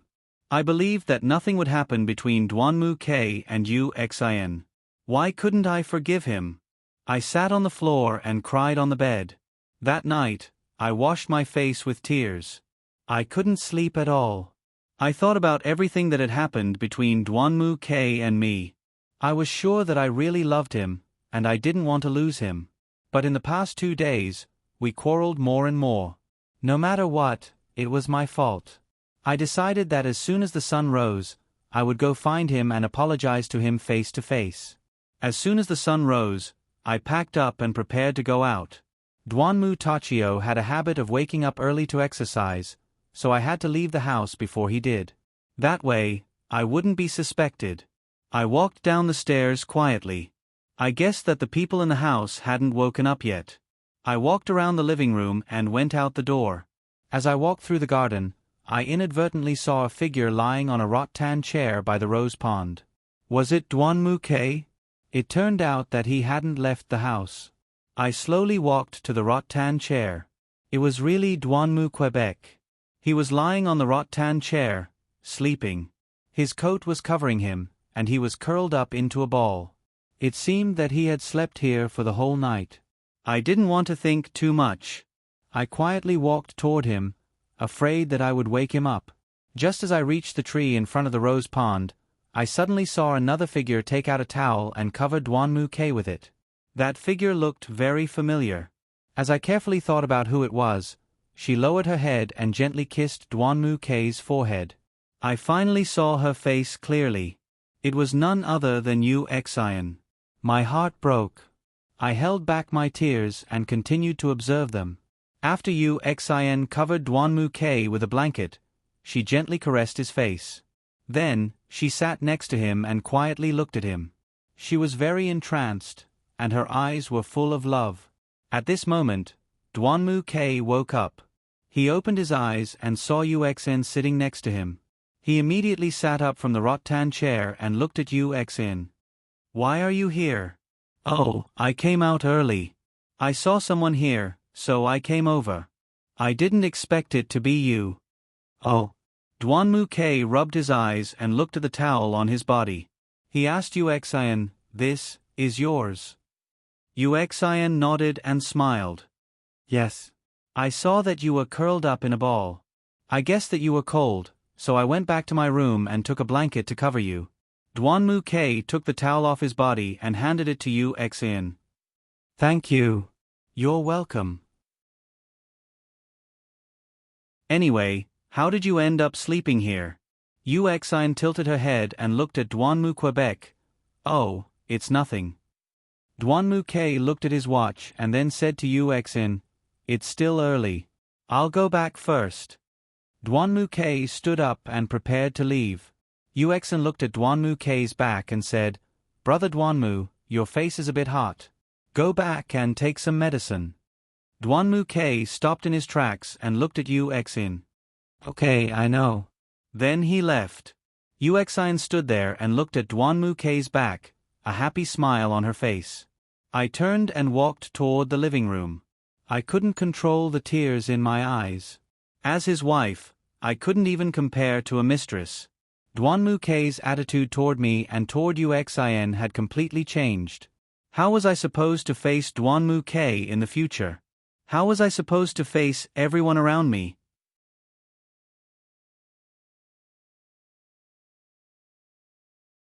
Chapter 72. I don't know how I got into the living room. As soon as I entered, I bumped into Duanmu Tachio, who was about to go out for his morning exercise. Dad, good morning. Are you going out for your morning exercise? Oh, it's Xiao Li. Yes, I'm going out for my morning exercise. What happened to your eyes? Duanmu Tachio asked me. Oh, I'm fine. Dad, I'm going to prepare breakfast. I turned around and walked towards the kitchen. I prepared a sumptuous breakfast in the kitchen. One by one, everyone came to the dining table. I sat in my seat and ate my breakfast absent-mindedly. Duanmu-K came downstairs and sat next to me in the dining room. He looked at me but didn't say a word. Everyone at the table quietly ate their breakfast. After a while, Duanmu-K said to me, "Why weren't you in your room this morning?" I didn't stop what I was doing, and I didn't look at him. I quietly said to him, "You weren't in your room either, were you? You weren't in your room when I wasn't?" Duanmu-K tilted his head and looked at me. At this time, Xiao Fengya looked at us and said, what are you guys talking about?" I put down my bowl and chopsticks and said to Duanmu Tachio and Xiao Fengya, "Dad, Mom, I'm done eating. I'm going upstairs." Then I turned around and walked upstairs without looking back. When I entered the bedroom, I opened the wardrobe and took out my suitcase. I started to pack my clothes. When I was almost done, the door was suddenly pushed open. Duanmu-K walked in. He saw me packing and rushed in front of me. He looked at me and said, "Why are you packing?" I didn't say anything and just quietly packed my suitcase. Duanmu-K saw that I didn't answer him. He reached out and grabbed my wrist. He looked at me and said, "I asked you a question. Why are you packing?" I shook off his hand and glanced at him without saying a word. The Duanmu-K was really angry. He grabbed my suitcase and threw it on the ground. The clothes in the suitcase were scattered all over the place. I stood there and looked at the clothes on the ground. I couldn't help but cry again. I squatted down and picked up the clothes one by one. The Duanmu-K seemed to see me crying. He squatted down and looked at me. "What happened? Why don't you say something? Don't hold it in, okay?" Holding back my tears, I looked at Duanmu-K and said, "I'm going home for a few days. I think the two of us should think about it quietly." "What's there to think about? It's all in the past. It's all in the past. Let's not think about it, okay?" Duanmu-K held my shoulder. It was clear that he didn't plan on letting me leave. I stood up and looked at him. "Let's think about it," I said. "My presence here is unnecessary. You'd rather sleep on the rattan chair and let other people take advantage of you than sleep next to me. What's the point of me staying here?" I put my clothes into my suitcase and began to tidy up the dressing table. "Are you talking about Uxin?" Uxin just gave me a blanket. She probably saw that I was too cold, so she covered you with it. That's not a big deal. Duanmu-K seemed to understand that it was because Uxin covered him with a blanket that made me unhappy. I packed up the things on the dressing table and put them into the suitcase. Then I looked at Duanmu-K and said, "Does covering you with a blanket require a kiss on the face?" Duanmu-K looked at me with a surprised expression. "What? A kiss on the face? I don't know." I wiped the tears from my face and said to Duanmu-K, "Let's calm down and think about it. You can contact me when you understand." Duanmu-K angrily reached out and threw all the things on the dressing table to the ground. He shouted at me with a hoarse voice, "Cold Glaze, what do you want? You always misunderstand Uxin and me. What's wrong with Uxin and me? Did something really happen? Or is there something else? Why do you have to say and do this?" I pulled the suitcase and walked towards the door. When I opened the door, I bumped into Uxin, who had just walked up the stairs. We looked at each other. Uxin looked at my suitcase and smiled at me. Want to go on a trip? Congratulations. Your plan has succeeded. Are you happy? I wish you happiness. I pulled the suitcase and walked down the stairs. By the time I finished speaking, my face was covered in tears. However, I couldn't let Uxin laugh at me in front of her. I could only let it all out when I left. Duanmu K stood at the top of the stairs and shouted at me, "Cold Glaze, go. Don't come back. I won't look for you. I didn't do anything wrong. I didn't do anything wrong to you." I lowered my head and didn't say anything.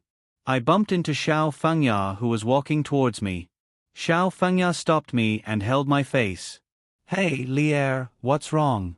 Why are you crying? Tell me, what's going on? Did K bully you?" I tried hard not to laugh. "Mom, I'm fine. I'm going home for 2 days. I'm leaving." After saying goodbye to Xiao Fengya, I walked out of Duanmu's house. I called a taxi and left Duanmu's house. I didn't know how long I had been driving, but I finally arrived at my house. I got out of the car and opened the door. My parents were chatting in the living room. I pulled my suitcase into the living room. They looked up and were surprised to see me. I didn't say anything. My father looked at me and asked, "Why did you come back?" I lowered my head and didn't dare to look at him. "I came home for a few days," I said softly. "Did you make parents-in-law unhappy? Did you get kicked out?" My father put down the newspaper he was reading and looked at me. I shook my head. I still didn't dare to look at him. My mother saw our awkward conversation and walked over to me. She took my hand and said, "Come back for a few days. Mom will ask Auntie to help you tidy up. You can stay downstairs with your father for a while." I pursed my lips and looked at my mother. "No, Mom. I'll tidy up myself. I want to be alone." "Lier, what happened? Why do I feel that you're not happy? Did you get sick? Do you want me to take you to see a doctor?" My mother stroked my hair and looked at me with a worried expression. "Mom, I'm fine. I just want to be alone. Give me a moment. I'll come down and talk to you and Dad." "All right. Have a good rest. Call me if you need anything." I hugged my mother and carried my suitcase upstairs. I heard my mother say to my father, "Dad, what happened to Lier? Did she get bullied? I'm so worried.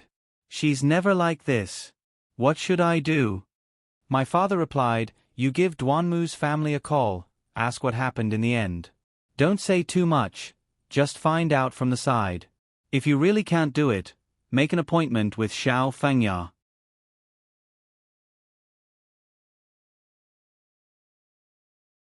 Chapter 73. I ignored my parents' suspicions and carried my luggage upstairs to my bedroom.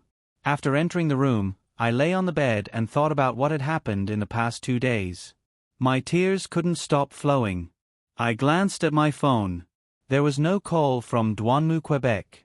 There wasn't even a message. It seemed he didn't miss me. It seemed my departure didn't mean anything to him. Thinking of this, my tears couldn't stop flowing. I didn't know how many times I had cried these past few days. My whole body was very dispirited, and I didn't have a good rest. I decided to take a bath and have a good rest.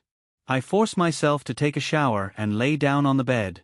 I hadn't slept a wink all night, and I was exhausted. I decided to ignore everything else and sleep peacefully.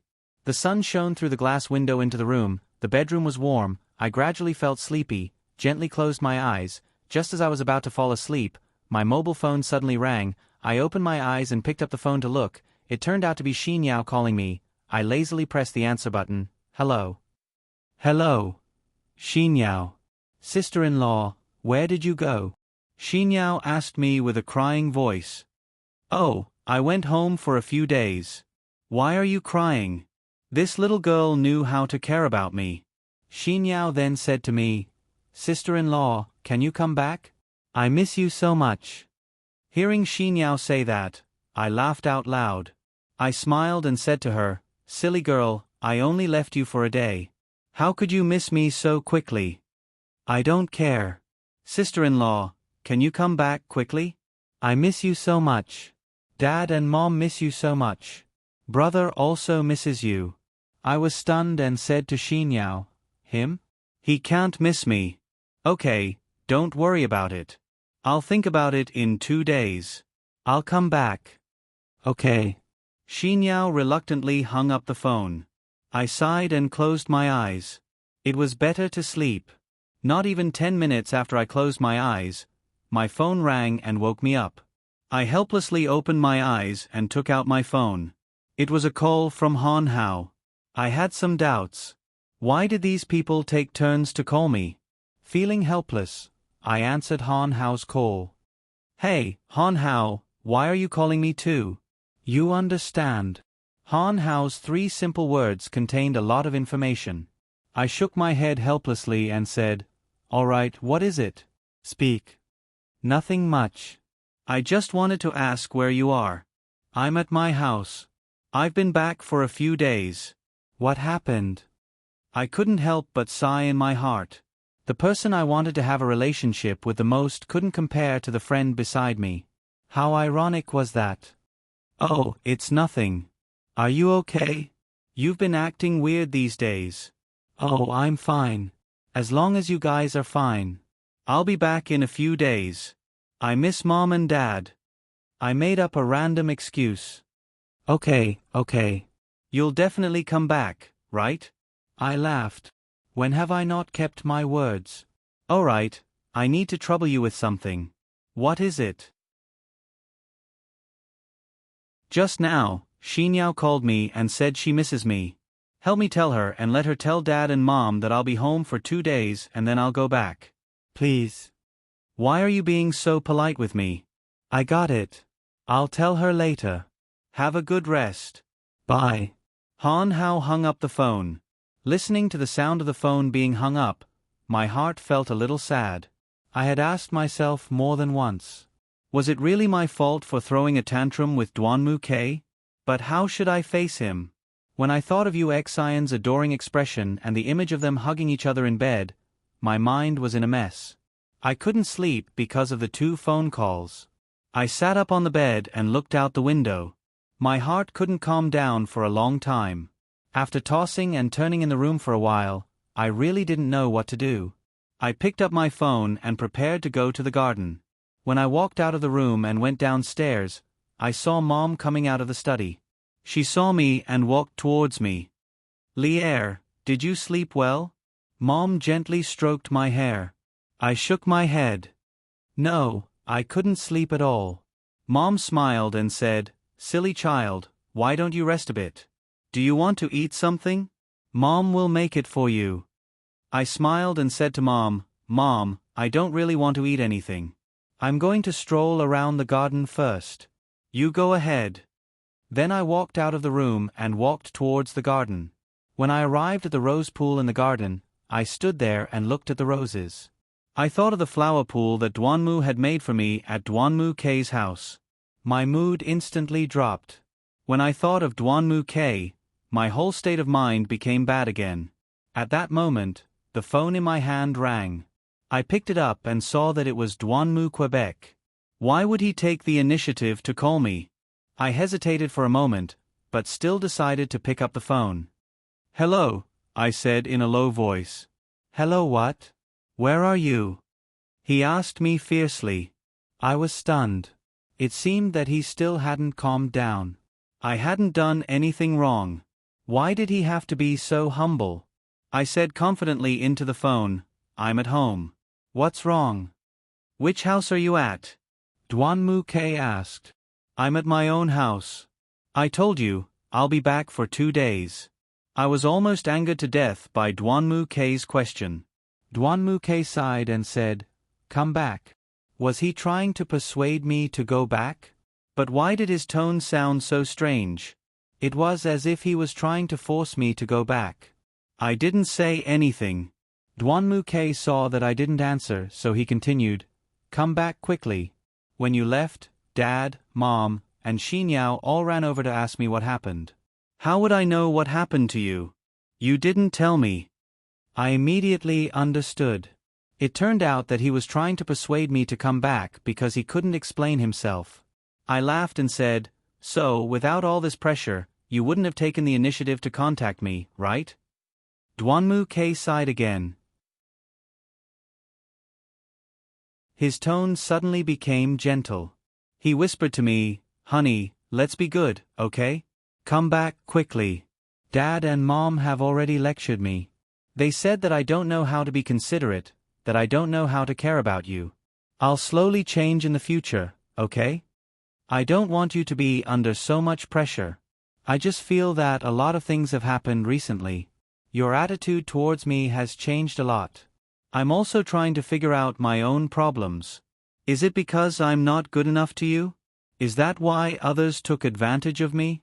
So, let's calm down and think about it for a few days. We'll talk again when we understand, okay?"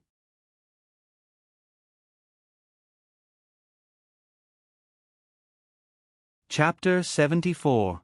After a long pause, there was no reply from the other side of the phone. I didn't hang up either. I guessed he was thinking about what to tell me. After a while, Duanmu K finally said, "You can do whatever you want. I can't control your thoughts. If you don't want to come back, then do as you wish. I have something to do, so I'll hang up first." Before I could say anything, Duanmu K had already hung up the phone. I laughed coldly, and finally couldn't control my tears from flowing down. For the next 3 or 4 days, I stayed at home. I didn't even want to go to the garden. My mother looked at me, her eyes blurred every day. She didn't seem to care about me at all. In the past few days, other than Xinyao and Han Hao who occasionally called to chat with me, no one else contacted me. Time had smoothed out my heartache, and my heart gradually calmed down. Maybe Duanmu K was getting farther and farther away from me. Or maybe he didn't love me that much anymore. He didn't treat me as his own life anymore. On the weekend morning, the sun was especially bright. I decided not to laze around at home. I freshened up and went out for a walk. I asked Xianyao to meet me at the entrance of the shopping center. It just so happened that our favorite brand was on sale. It would be convenient for me to ask her about Duanmu K's recent situation. As soon as I arrived at the entrance of the shopping center, I saw Xianyao standing not far from me, waiting for me. I smiled and walked towards her. When she saw me, she ran up to me and threw herself into my arms. It was her usual greeting. After hugging me for a while, she held my arm and began our shopping trip. As we walked, we talked about what had happened in the past few days. I looked at Xianyao and asked, "How's your brother?" "Sister-in-law, I knew you missed my brother very much. Ever since you left, he has been going out early and coming home late every day. Sometimes when I call him, he says that he is very busy and ignores me. I don't know if he is really busy or just pretending to be busy." I nodded thoughtfully. "Oh, sister-in-law, please forgive my brother. You care about him a lot, don't you? He's a straightforward boy. Sometimes, he doesn't think before he speaks. After you left, he regretted it a lot. So, please don't lower yourself to his level, okay?" Xianyao shook my arm and mischievously acted cute. I smiled and stroked Xinyao's hair, softly saying to her, "Silly girl, let me think about it." "Okay, you don't need to worry about my brother. You just need to think about Mom and Dad, and think about me. You can treat my brother as heir." Xianyao smiled and nodded vigorously. We shopped for a long time and bought a lot of things. When it was almost time for dinner, Xianyao said she wanted to treat me to a big meal. She took me to a Western restaurant on the top floor of the shopping center. We found a window seat and sat down. Xianyao ordered a table full of sumptuous dishes. Then, she began to tell me about the things that had happened between her and Han Hao. Xianyao didn't hold back anything from me. She shared all of her innermost thoughts with me. It showed how much she trusted me.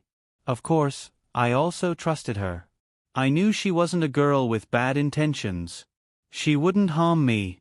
She just wanted everyone around her to live a good life. Just as we were chatting passionately, the restaurant's door was pushed open. A tinkling laughter sounded. A woman walked into the restaurant with a man's arm. The woman was smiling happily, but the man had a serious expression and didn't pay attention to her. I glanced at them and froze. The man wasn't just anyone, he was Douanmu, Quebec. After seeing them, I turned my head away. My heart was very uncomfortable, and my heart was beating very fast. I used my arm to cover the side of my face, afraid they would see me. Xian Yao saw my strange behavior. She looked at me and asked in a soft voice, "Sister-in-law, what's wrong? Are you not feeling well?" I shook my head and smiled at her. "Hurry up and eat. After we finish eating, we can go shopping." Just as I lowered my head and hurried to finish eating and leave, the laughter got closer and closer. I heard the woman say, "Let's sit here." I didn't dare to raise my head. I was afraid to look at Douanmu K's face. I was afraid that the two of us would be embarrassed. "Brother? Why are you here?" Xian Yao saw Douanmu, Quebec. She stood up and greeted Douanmu, Quebec, "Brother, who is this woman?" The woman's voice was full of dissatisfaction. She said to Xian Yao, "And who are you? Why are you calling our family's young Master K so affectionately?" "Brother, what do you mean by this? Who is this woman?" Xian Yao was angry. She pointed at the woman and asked Douanmu, Quebec. As soon as I saw that the situation wasn't good, I stood up and pulled Xin Yao to leave. But I didn't expect that when I turned around, I would bump into Douanmu, Quebec. I lost my center of gravity and fell onto the chair. My eyes met Douanmu K's shocked expression. Seeing that I had fallen, Douanmu K grabbed my arm and pulled me up from the chair. He held me in his arms and then looked at me and said, "Why are you here?" When the woman saw that Douanmu K was hugging me, she became even more unhappy. She used all her strength to pull at Douanmu K's arm that was hugging me. She muttered, "Let her go. You can't hug her. How is she better than me? Let her go." Douanmu K didn't let go. He let the woman tear at his clothes. His eyes were fixed on me. I sighed and pushed Douanmu K's arm away. Then I picked up the bag on the chair and looked at Xian Yao. "Xian Yao, let's go." Xian Yao glared at the woman. Then she looked at Douanmu K and said, "Sister-in-law, let's go." Then she pulled me and walked past Douanmu, Quebec. Douanmu K suddenly grabbed my arm from behind. "Don't go," he said. His tone was still tough. I didn't do anything, but why did it sound like I had made a big mistake? I tried my best to hold back my tears. I turned my head towards Douanmu K and said, "Let me go. Your date is waiting for you. I'm sorry for interrupting your date with her." I pushed away Douanmu K's hand that was holding mine and turned around to continue walking. At this moment, the woman suddenly rushed in front of me and Xian Yao. "Stop. Did I allow you to leave?" Xian Yao was very angry. She reached out to hit the woman, but I pulled her arm to stop her from being impulsive. When the woman saw that Xian Yao was about to hit her, she was flustered and exasperated. She reached out and slapped me across the face. Before I could react, Douanmu K had already rushed in front of me. He held me in his arms and slapped the woman across the face.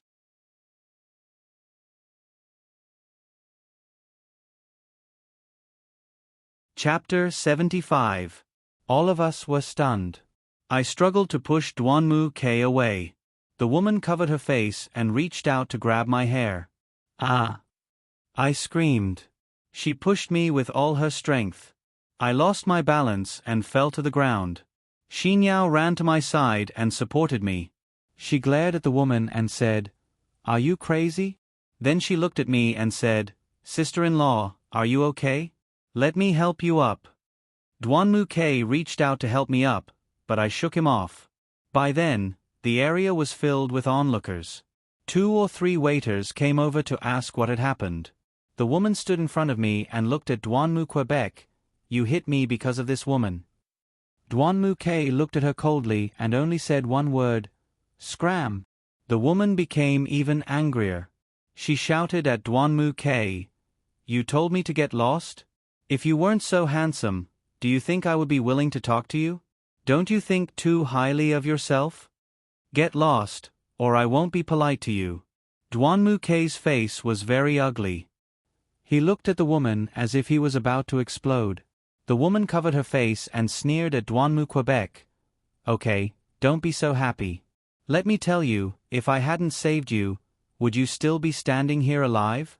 You would have been hit by a car and died. Shut up. Duanmu K suppressed his anger and looked at the woman. I stood up and patted the dirt off my body. I looked at Xinyao's worried face and said, Let's go. Sister-in-law, are you okay? Do you want to go to the hospital? Do you feel uncomfortable anywhere? Xinyao asked worriedly. I shook my head and looked at her. I'm fine. Let's go. Duanmu K suddenly rushed in front of me and looked at me. Don't go. Can you listen to my explanation? I smiled and looked at him. No need. You guys can continue. I don't want to talk to you right now. After saying that, I pulled Xinyao out of the restaurant. After we came out, my tears couldn't stop flowing. I quickly walked to the nearest chair and sat down. I covered my face and cried. Xinyao took a pile of things and sat beside me. She didn't say anything. She didn't know how to open her mouth to comfort me. While I was crying my heart out, I suddenly felt a figure walk next to me. Before I could react, that person carried me horizontally. I hurriedly hugged that person's neck and lifted my head. It was Duanmu Quebec. He hugged me and didn't say anything. We walked forward in a hurry. Since we were in a shopping mall, his strange behavior attracted the attention of the surrounding people. Everyone looked at us with strange gazes. I looked up at Duanmu K and said softly, Please put me down. Duanmu K didn't answer me. He carried me all the way through the elevator, floor by floor. Finally, we arrived at the underground parking lot of the mall. When we reached his car, he put me down. He held my hand, opened the door to the back seat, and threw me in. Before I could react, he had already locked the door. Then, he walked around the car and sat in the driver's seat. Without saying a word, he started the car and took me away from the mall without telling me where we were going. I had the illusion that I was kidnapped. My wallet, backpack, and everything I bought was with Xinyao. I didn't have a penny on me, and I didn't even have my phone. I sat in the back seat and stared at Duanmu K's cold face reflected in the rear-view mirror. I didn't know how to talk to him. We didn't talk to each other on the way back. It was as if the air had frozen. It was so quiet that it was scary. The car drove out of the city and went straight to the top of a mountain in the suburbs. The car finally stopped.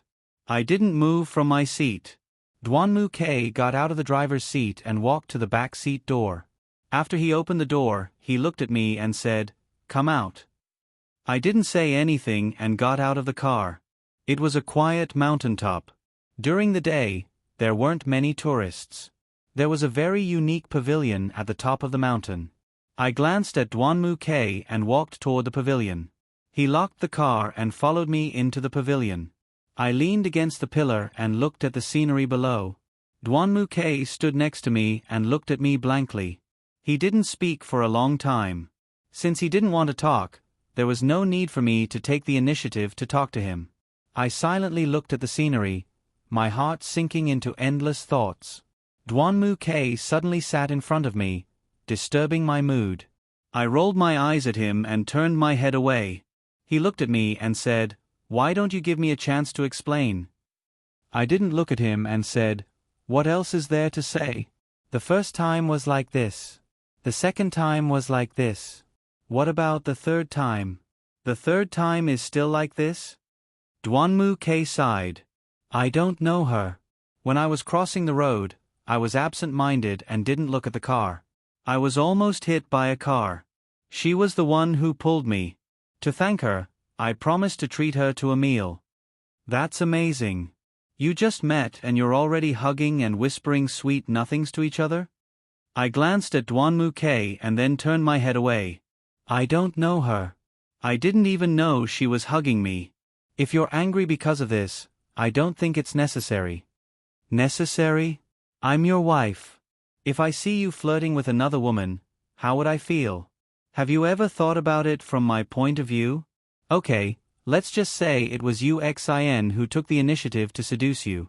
Let's just say it was UXIN who forced you to do something with her. Then what about this woman today? If you didn't give her a chance to take advantage of the situation, would she have stuck so close to you? Do you really not understand, or are you just pretending not to?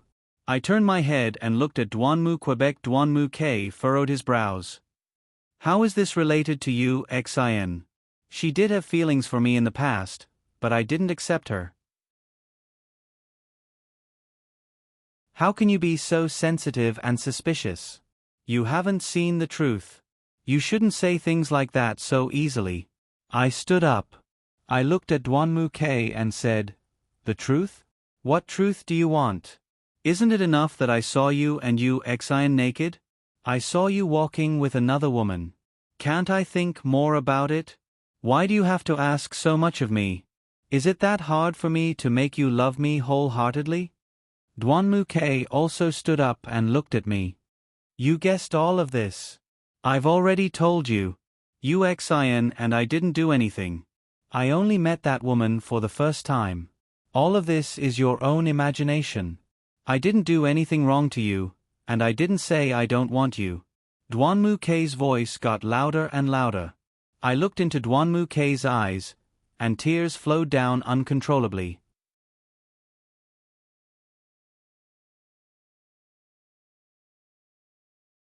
Chapter 76.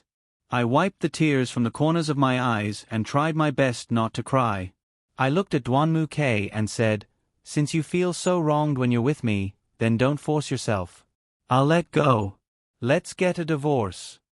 Duanmu K was stunned when he heard my words. He held me down and squeezed my shoulders. What did you say? Are you sure? Have you made your decision? I didn't dare to look at him.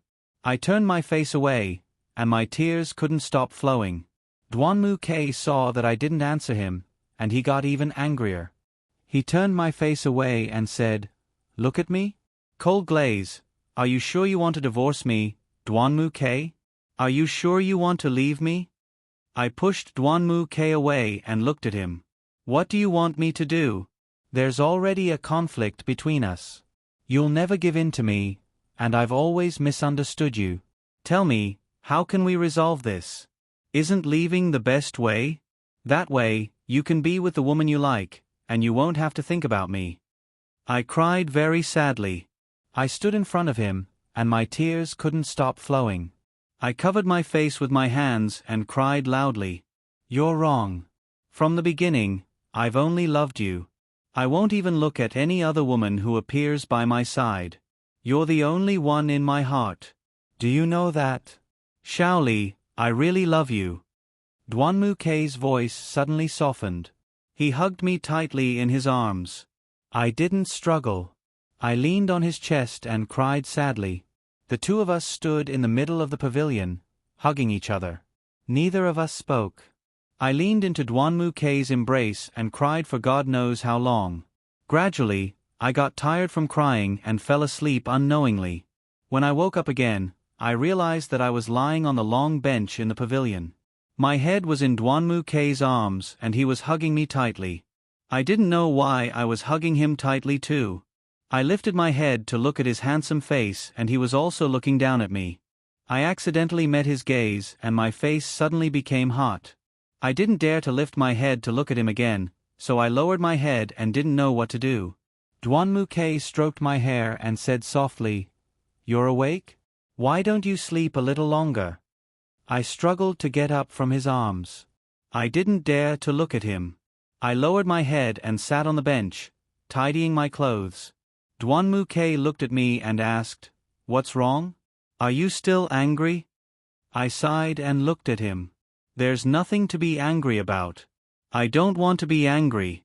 You're the one who hurt me again and again. It doesn't matter, as long as you're not angry. Duanmu K suddenly pulled me into his arms and kissed me gently on my forehead. He looked at me and said, "Then I'll pretend I didn't hear you talk about divorce. Just this once. You're not allowed to mention divorce again." I looked at him and thought for a while. "I'll think about it." Duanmu K became emotional again. He shook my shoulder and said, "What's there to think about?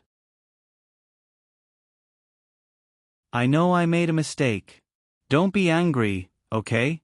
Seeing Duanmu K's sincere attitude, I decided to stop. I stroked his face and said, "Let's stop this time. It won't be so easy next time." "I hope there won't be a next time." Duanmu K hugged me in his arms and said softly, "I won't. It's too hard to make you happy. Although I know I made a mistake in the first place and let others take advantage of me and make you suffer, I've already realized my mistake. So, wifey, can you forgive me?" I leaned into Duanmu K's arms. I hadn't heard his gentle voice in a long time. The current him was better. At least he didn't make me angry. "Oh, right. When we get back, let's go to your house to get our luggage and go home."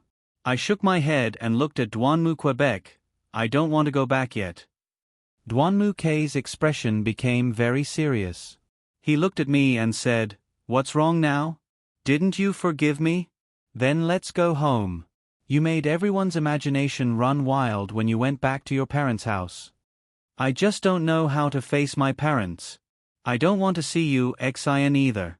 I don't know why, but I feel disgusted when I see her." I told him my worries. I thought Duanmu K would comfort me, but the opposite happened. Duanmu K let go of my hand and stood up. He looked at me angrily and said, "You Xin again. How long do you want her to exist between us? When we were having a good talk, you had to bring her out. You even said I didn't want to live a good life. You were the one who said everything first." Seeing Duanmu K's expression change so quickly, I stood up and looked at him. "Forget it, Duanmu Quebec. We still can't talk about it today. I'm not afraid to tell you that the biggest problem between us is in the heart. If you can't solve it, then it will completely affect our relationship. Do as you see fit. When you've thought it through, then we'll talk about the future." Duanmu K looked at me impatiently and said, "I can solve it, but you have to tell me how to solve it." "Fine, you don't have to tell me. But you have to tell me what I can do to make you happy." I rolled my eyes at Duanmu K and said, "You can't ask me that. You know what kind of answer I want. You can't ask me to kick her out." Duanmu K shook his head helplessly. I nodded and looked at him. "What's wrong with that? She's already jeopardized our relationship. Can't I ask her to leave if I want to? I used to think you were a reasonable woman. I didn't expect you to be no different from other women." Duanmu K threw down these words and sat down on a bench in the pavilion. I looked at him and sneered. "That's right. I'm no different from other women. I'm just like other women. I'm too possessive of my man. I don't want to share you with others. Is that wrong?" "Yes, it's not wrong. You're always right." Duanmu K scratched his head and leaned against a pillar next to the bench. He looked like he had nothing to live for. I smiled and looked at Duanmu Quebec. "Forget it. Think about it yourself. Contact me when you've made up your mind. I'm leaving." Then, I left the pavilion. Duanmu K sat there and shouted at me, "Wait for me. I'll take you back." "I didn't say I wouldn't take you back. How are you going to get down from the top of this mountain by yourself?" I didn't turn around. I waved in his direction and said loudly, "No need. I can walk by myself. You can go on, young Master Duanmu."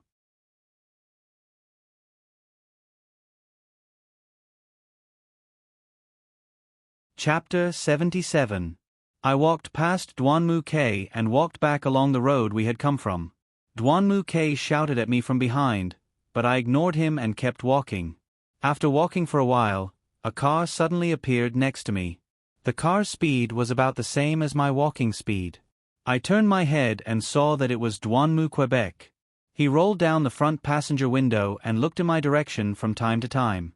As he drove, he said to me, "Shaoli, let's not play around, okay? Get in the car first, and we'll talk in the car." I didn't answer. I glanced at him, then turned my head and walked forward. Duanmu K followed me, trying to maintain the same speed as me. There were several times when the cars behind us honked at him to speed up, but Duanmu K ignored them. As he drove, he kept talking to me about all kinds of things. I didn't pay attention to him, but he was talking very enthusiastically. After another intersection, we would enter the city. Duanmu K didn't give up and followed me closely. After entering the city, if Duanmu K continued to drive like this, it would be too dangerous. For his safety, I decided to get in his car. I stopped on the side of the road. Duanmu K also stopped his car. I opened the door and got in. Duanmu K looked at me excitedly and said, "You're finally willing to get in my car. Have you forgiven me? That's great." I rolled my eyes at Duanmu K and said, "I haven't forgiven you. I'm tired. Take me home." Okay. You haven't forgiven me. I'll do as you wish." Duanmu K started the car and muttered, but his face was full of smiles. On the way home, Duanmu K told me a lot of things. They were all messy things that happened around him when I wasn't by his side. However, I didn't know who spread the rumors, but people who knew about me and Duanmu K all said that we were divorced. As a result, a lot of women started to appear in front of Duanmu K to attract his attention. They didn't hesitate to play some tricks just to get his attention. This phenomenon surprised me. Although Duanmu K was a public figure in a city and was also a handsome guy, no matter how crazy the women were, they wouldn't try to seduce him. While I was thinking, we arrived at my house. I was about to get out of the car when Duanmu K grabbed me and held me tightly in his arms.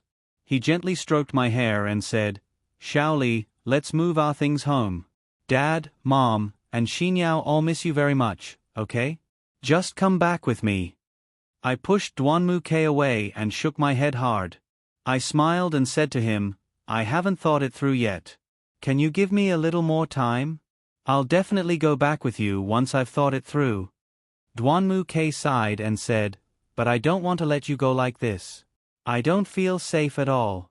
It's fine if you're by my side now, but as long as you're not by my side, I'm worried that you'll leave me. This feeling is too scary. I've never felt it before." I stroked his hair and said, "Okay, don't think about it anymore. I said that I'll go back once I've thought it through. It won't take too long. You have to give me some time. Please believe me." Duanmu K thought for a while and said, "Then I'll move here. It's not too far away anyway. It'll be very convenient to drive back and forth. I'll also explain to Father Lang why you suddenly came back. Forget it. I'll be lucky if you don't get in my way." After listening to Duanmu K's brainless answer, I almost spat out a mouthful of blood. I knocked his head and said, "You only know how to come up with stupid ideas. If you have time, go back and think about the problem between us." Duanmu K shook his head and said, Okay. I'll think about it, okay? But let's make it clear. You can't leave me. Look at how you're behaving. I'll have to find out who spread the rumor that we're divorced. That's too much. I'll go first. Drive slowly. Okay, then I'll look into it too. Bye." I waved at Duanmu K and drove away. I turned and walked through the front door. As soon as I entered the living room, my parents surrounded me and glared at me. I was stunned. I looked at them and said, "Dad, Mom, what's wrong with you? Why are you looking at me like that? Lier, tell your mother the truth. Did you divorce Duanmu K?" My mother walked up to me and stroked my hair. Before I could answer, my father glared at me and said, "You better tell me that's not true. Right now, our cooperation with the Black Viper Group is very good. If because of your problem, there are problems with the business between the two companies, then it's up to you to solve it." I calmly sighed and said, "Dad, this isn't true. I just met Duanmu Quebec. If I'm really divorced, why would I want to see him? This is a rumor made up by others." I paused and looked at my father. I continued, Dad, don't you think you're being too cruel by linking my marriage with the interests of the entire group? That's right. Dad, why don't you feel sorry for our Lee heir? This matter can't be casually heard by others. My mother protected me. She knew that my father didn't feel sorry for me. This marriage contract was originally signed for the interests of both groups. Now you're talking about feelings with me. Don't you think it's nonsense? My father asked me very seriously. I sighed and said to my father, That's right. At the beginning, I was thinking that I only agreed to marry Duanmu K for the interests of our Red Ming Hui. But after a long time, I found that I already had feelings for him. I can't control these feelings. I also hope that it's fake, but I really like him now. Then if you like him so much, why did you come back for no reason? You didn't say anything even when I asked you. Dad, it's really nothing. What do you want me to say? Although I knew that I couldn't lie in front of my father, I really couldn't tell him the details of my return. Nothing. I heard from your mother-in-law that before you came back, you and Duanmu K had a big fight. The fight was very fierce, so you ran away from home. Is that true? My father reached out and threw the newspaper to the ground. He angrily yelled at me.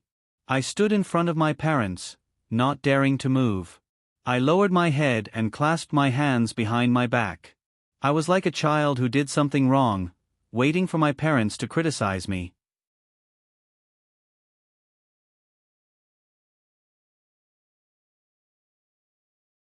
Chapter 78. Seeing my aggrieved appearance, my father sighed. His tone was a lot calmer as he softly said to me, Child, although we don't take the initiative to cause trouble, we absolutely can't tolerate being bullied. Tell me, why did you and Duanmu K quarrel so fiercely? I thought for a moment and decided not to tell my parents the truth. I was afraid they wouldn't be able to accept it. I looked up at my father and said, Dad, you don't have to worry about this. It's inevitable that husband and wife quarrel. It's not a big deal, it's just a small matter. The two of them didn't agree, so they quarreled for a while. They didn't say much. I just happened to miss you guys, so I came back. I didn't know if this perfunctory answer could hide from my father's sharp eyes. Small matter? I don't think it's that simple. My father's serious eyes made me feel very scared. My mother saw my frightened expression and pulled my father back. She looked at him and said, Aya, you don't have to worry about it. Children are all grown up, it's inevitable that they will stumble. Why do you care so much? When you were young, you always quarreled with me. My parents didn't care either. So you don't need to worry about it. I believe that Lee can handle it well. Alright, let's go inside. Mother gave me a meaningful glance, then without any explanation, she pulled father away. I stood there and sighed. My mother was still the one who knew me best. I curled up on the sofa. My mind was in a mess, but the person I thought about the most was Duanmu Quebec. I thought about his good points, thought about his bad points, and thought about every word he had said to me. While I was in a daze, my phone suddenly rang. I picked it up and saw that it was an unfamiliar number. I hesitated for a moment before answering the phone. Hello? Hello? A man's hoarse voice came from the other side of the phone. Hello, is this Miss Cole Glaze? I am. May I know who is this? I'm calling from a central hospital. Our hospital just sent in an emergency patient. He was injured in a car accident. We looked through his information and found your contact information. So we called you. Car accident. There is no one around me who was injured in a car accident. You may have dialed the wrong number. She was already very annoyed, and this kind of inexplicable phone call made her even more annoyed. Aren't you Mr. Duanmu K's family member? Duanmu K? What did you say? Duanmu K had a car accident? I suddenly became excited and shouted into the phone. Yes, please hurry to the hospital to go through the relevant procedures. After saying that, the person on the other end of the phone hung up. After hanging up, I kept feeling that something wasn't right. Duanmu K had just sent me home, and he was fine just now. How could he have gotten into an accident so quickly? Could it be that he had met a swindler? It's true that there are a lot of telecom scams these days, but it's not as real as it sounds. I guessed that it might be a telecom scam, so I decided to ignore it and take a good rest first. Then I'll get up and think about the future. Just as I was about to walk up the stairs, my phone rang again. I picked it up and saw that it was Xiao Fengya. I quickly picked up the phone and answered, "Mom, it's Xiao Li. What's wrong?" After the phone was connected, the other side didn't speak at first, but I heard a lot of noise. "Hello? Mom? Mom, are you there? Why aren't you talking?" After a while, Xiao Fengya's trembling voice finally came from the other side of the phone. "Xiao Li. Xiao Li. Just now, the hospital called me and said that K had a car accident. What should I do?" Xiao Fengya was already sobbing. "Mom, don't cry. Is there no one else around you? Where are you now?" I heard Xiao Fengya's voice, and I suddenly felt anxious. I'm on my way to the hospital. Okay, Mom, wait for me. I'll be right there. I hung up the phone, grabbed my bag, and ran to the door. Since it was time for the taxi shift, there weren't any taxis at the door. I stood at the door, feeling anxious. Our driver had gone out to run some errands, and he wouldn't be able to come back in time. Just as I was as anxious as an ant on a hot pan, a car suddenly stopped in front of me. I rolled down the window and saw that it was none other than Han Hao. Han Hao looked at my anxious appearance and said, "Let's go. Get in the car. I'll take you there." I didn't have time to think too much and directly jumped into Han Hao's car. I sat next to Han Hao and quietly looked ahead. He glanced at me and said, "Are you going to the hospital?" I turned my head and looked at him in surprise. "You know about it too?" Han Hao nodded, looked ahead and said, "Yes, I know. Auntie called Uncle." At that time, I just happened to be next to her. Uncle had already gone over first. "I thought of you. You came out of the Duanmu residence without a car, so I took a detour to pick you up and go with you. Thank you so much. Did Uncle and Auntie tell you anything about Duanmu K's situation?" "Not really. I just heard that Duanmu K was in a car accident. I think he's in the hospital. I saw that there was still time, so I came over." Han Hao looked at me and smiled. "Thank you. I don't know how he is now." I rested my chin on my hand and looked at the scenery outside the window. Han Hao turned his head and looked at me. "You don't have to worry too much. Duanmu K's body is very good. His life won't be taken away so easily. Don't worry." Han Hao patted my shoulder. "I hope so." I suddenly thought of something and looked at Han Hao. "What about Xin Yao? How did Xin Yao get there?" "I just contacted her. She's already gone with Auntie Xiao. We should be there soon. Don't worry." I nodded firmly. Later, Han Hao and I didn't talk about anything else on the way. My heart had already flown to the hospital. I mainly wanted to know what was going on with Duanmu, Quebec. Finally, we arrived at the hospital. While we were at a loss, we met Xin Yao. Xin Yao had already arrived at the hospital. When she saw me, Xin Yao threw herself at me. She hugged me and cried, "Silly girl, don't cry, your brother will get better." I gently stroked Xin Yao's back, comforting her not to think too much. Xin Yao leaned into my arms and cried even harder. She whispered, "Sister-in-law, I'm so scared. First you left me and went back to your family. Then my brother became like this. I'm really scared. I'm scared that these things will happen to me. I'm scared that I'll lose you."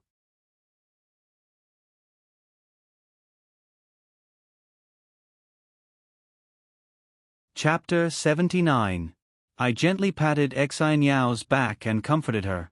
When I looked up, I saw Xiao Fengya standing at the door of the emergency room, anxiously pacing back and forth. I handed Xin Yao to Han Hao and asked him to take care of her. Then, I walked over to Xiao Fengya.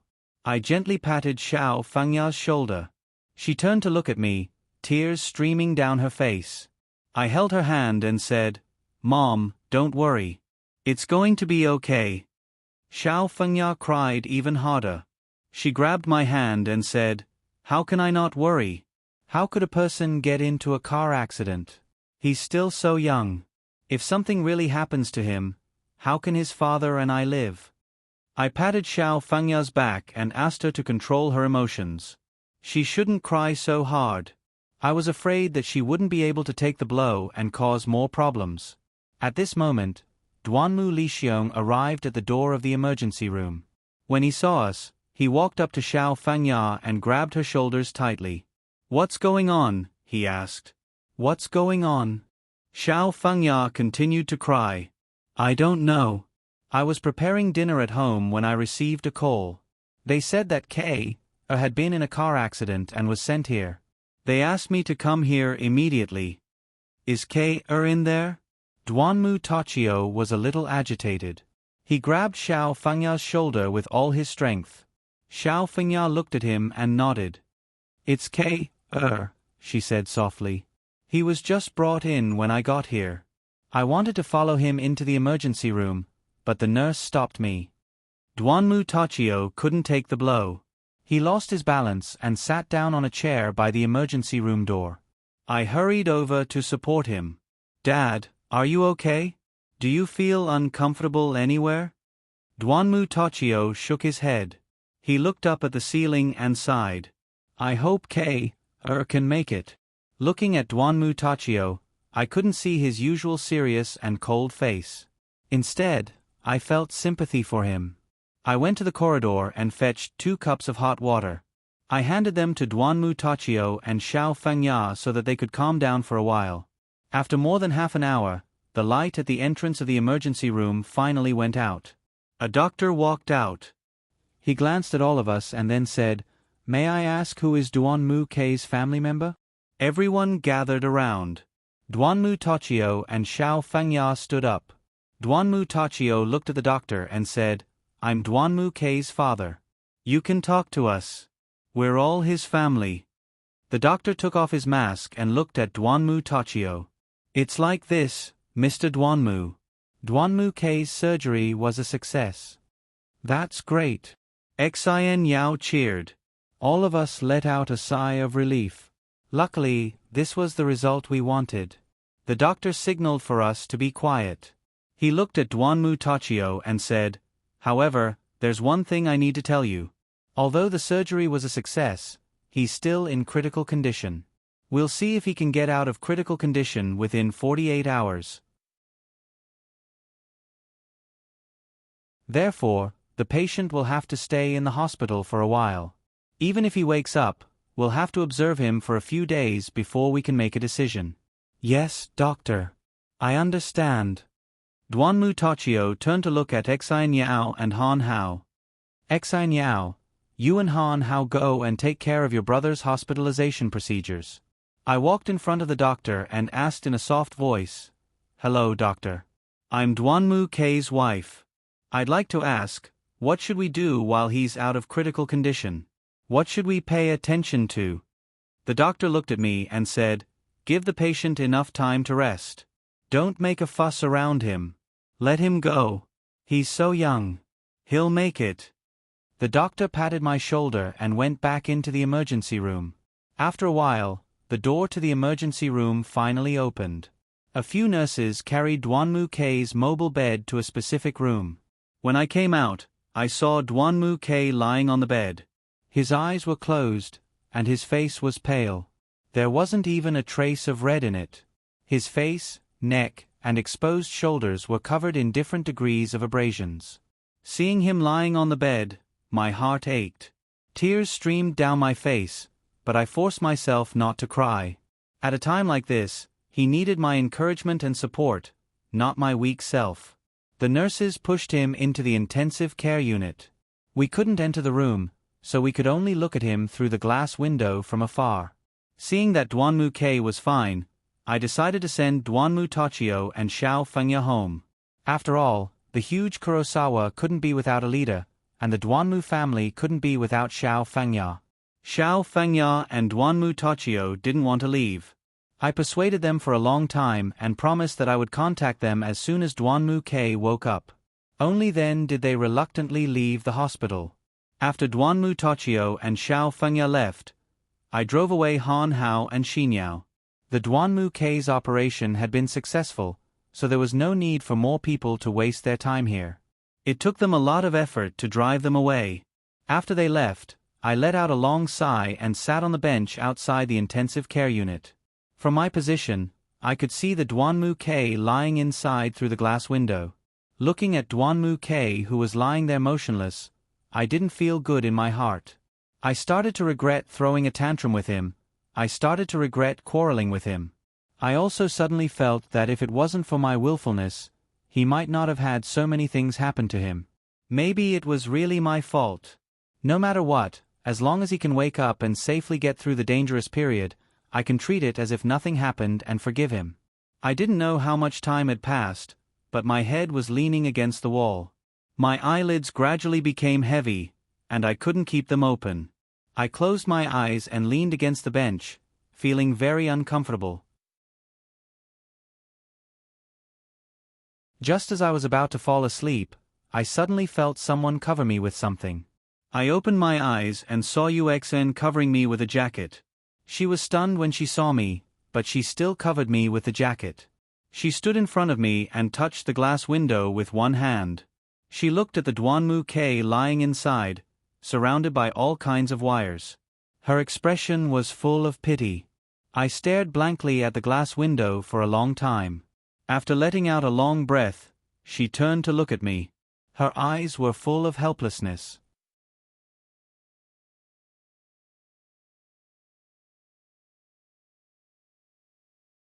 Chapter 80. Uxian walked to my side and sat down. She handed me a can of coffee. I looked at her and took the can. I opened it and took a few sips. If you're too tired, you should sleep for a while. At least I'm here, I can still help you look after him. Uxian's eyes were fixed on Duanmu K as she spoke to me softly. I thought to myself, is she helping me out of the goodness of her heart? Shouldn't she hate me the most? Why is she suddenly being so kind to me? I thought for a moment and looked at her.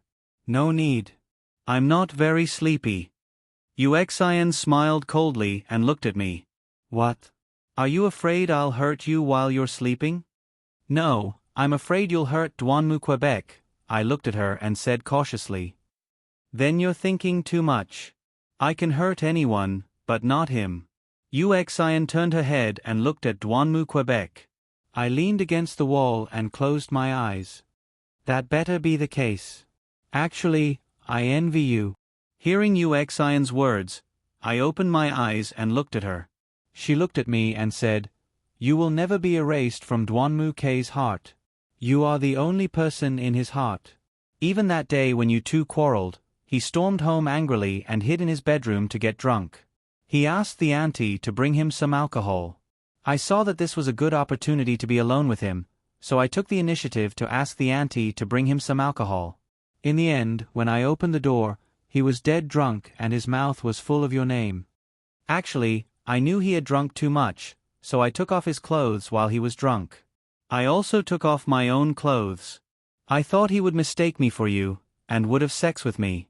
But I guessed wrong, he didn't even hug me, and fell asleep on the bed by himself. I looked at Uxian, so what Duanmu K said was the truth. Nothing really happened between the two of them. Uxian paused and said, But you definitely won't guess why Duanmu K didn't have sex with me. It's not because he was drunk. What is it? I asked. Uxian sneered and looked at me. It's because he said the smell on my body wasn't familiar to him. Therefore, I'm not his woman and he won't touch me. He said the smell that only Shaoli has is the smell that he loves the most. Hearing those words, my heart broke. His heart is full of you, and he can't tolerate even the slightest bit of me. But I'm still willing to fight with you. Do you know why? It's because I want you to leave him. I want his heart to only have me. I want his eyes to only see me. My heart couldn't calm down for a long time. It seemed I had misunderstood Douanmu, Quebec. But why did Uxin tell me the truth tonight? I decided to ask her, Uxin, you didn't have to tell me these things. But why did you tell me? There's no reason. Some things, the more serious you are about it, the more painful it will be. I guess that's what you're feeling right now. What do you mean by that? Uxin's way of thinking was always a little strange. It seems your IQ isn't that high. Don't tell me you're so naive to think that Douanmu K's car accident has nothing to do with you. Uxin stood up and walked in front of me. She crossed her arms and looked at me. What does it have to do with me? My heart was a little scared, and my voice trembled a little. Uxin looked at me and laughed. You see, you're already feeling guilty. I guess you've already guessed what it is. Douanmu K's car accident does have something to do with you.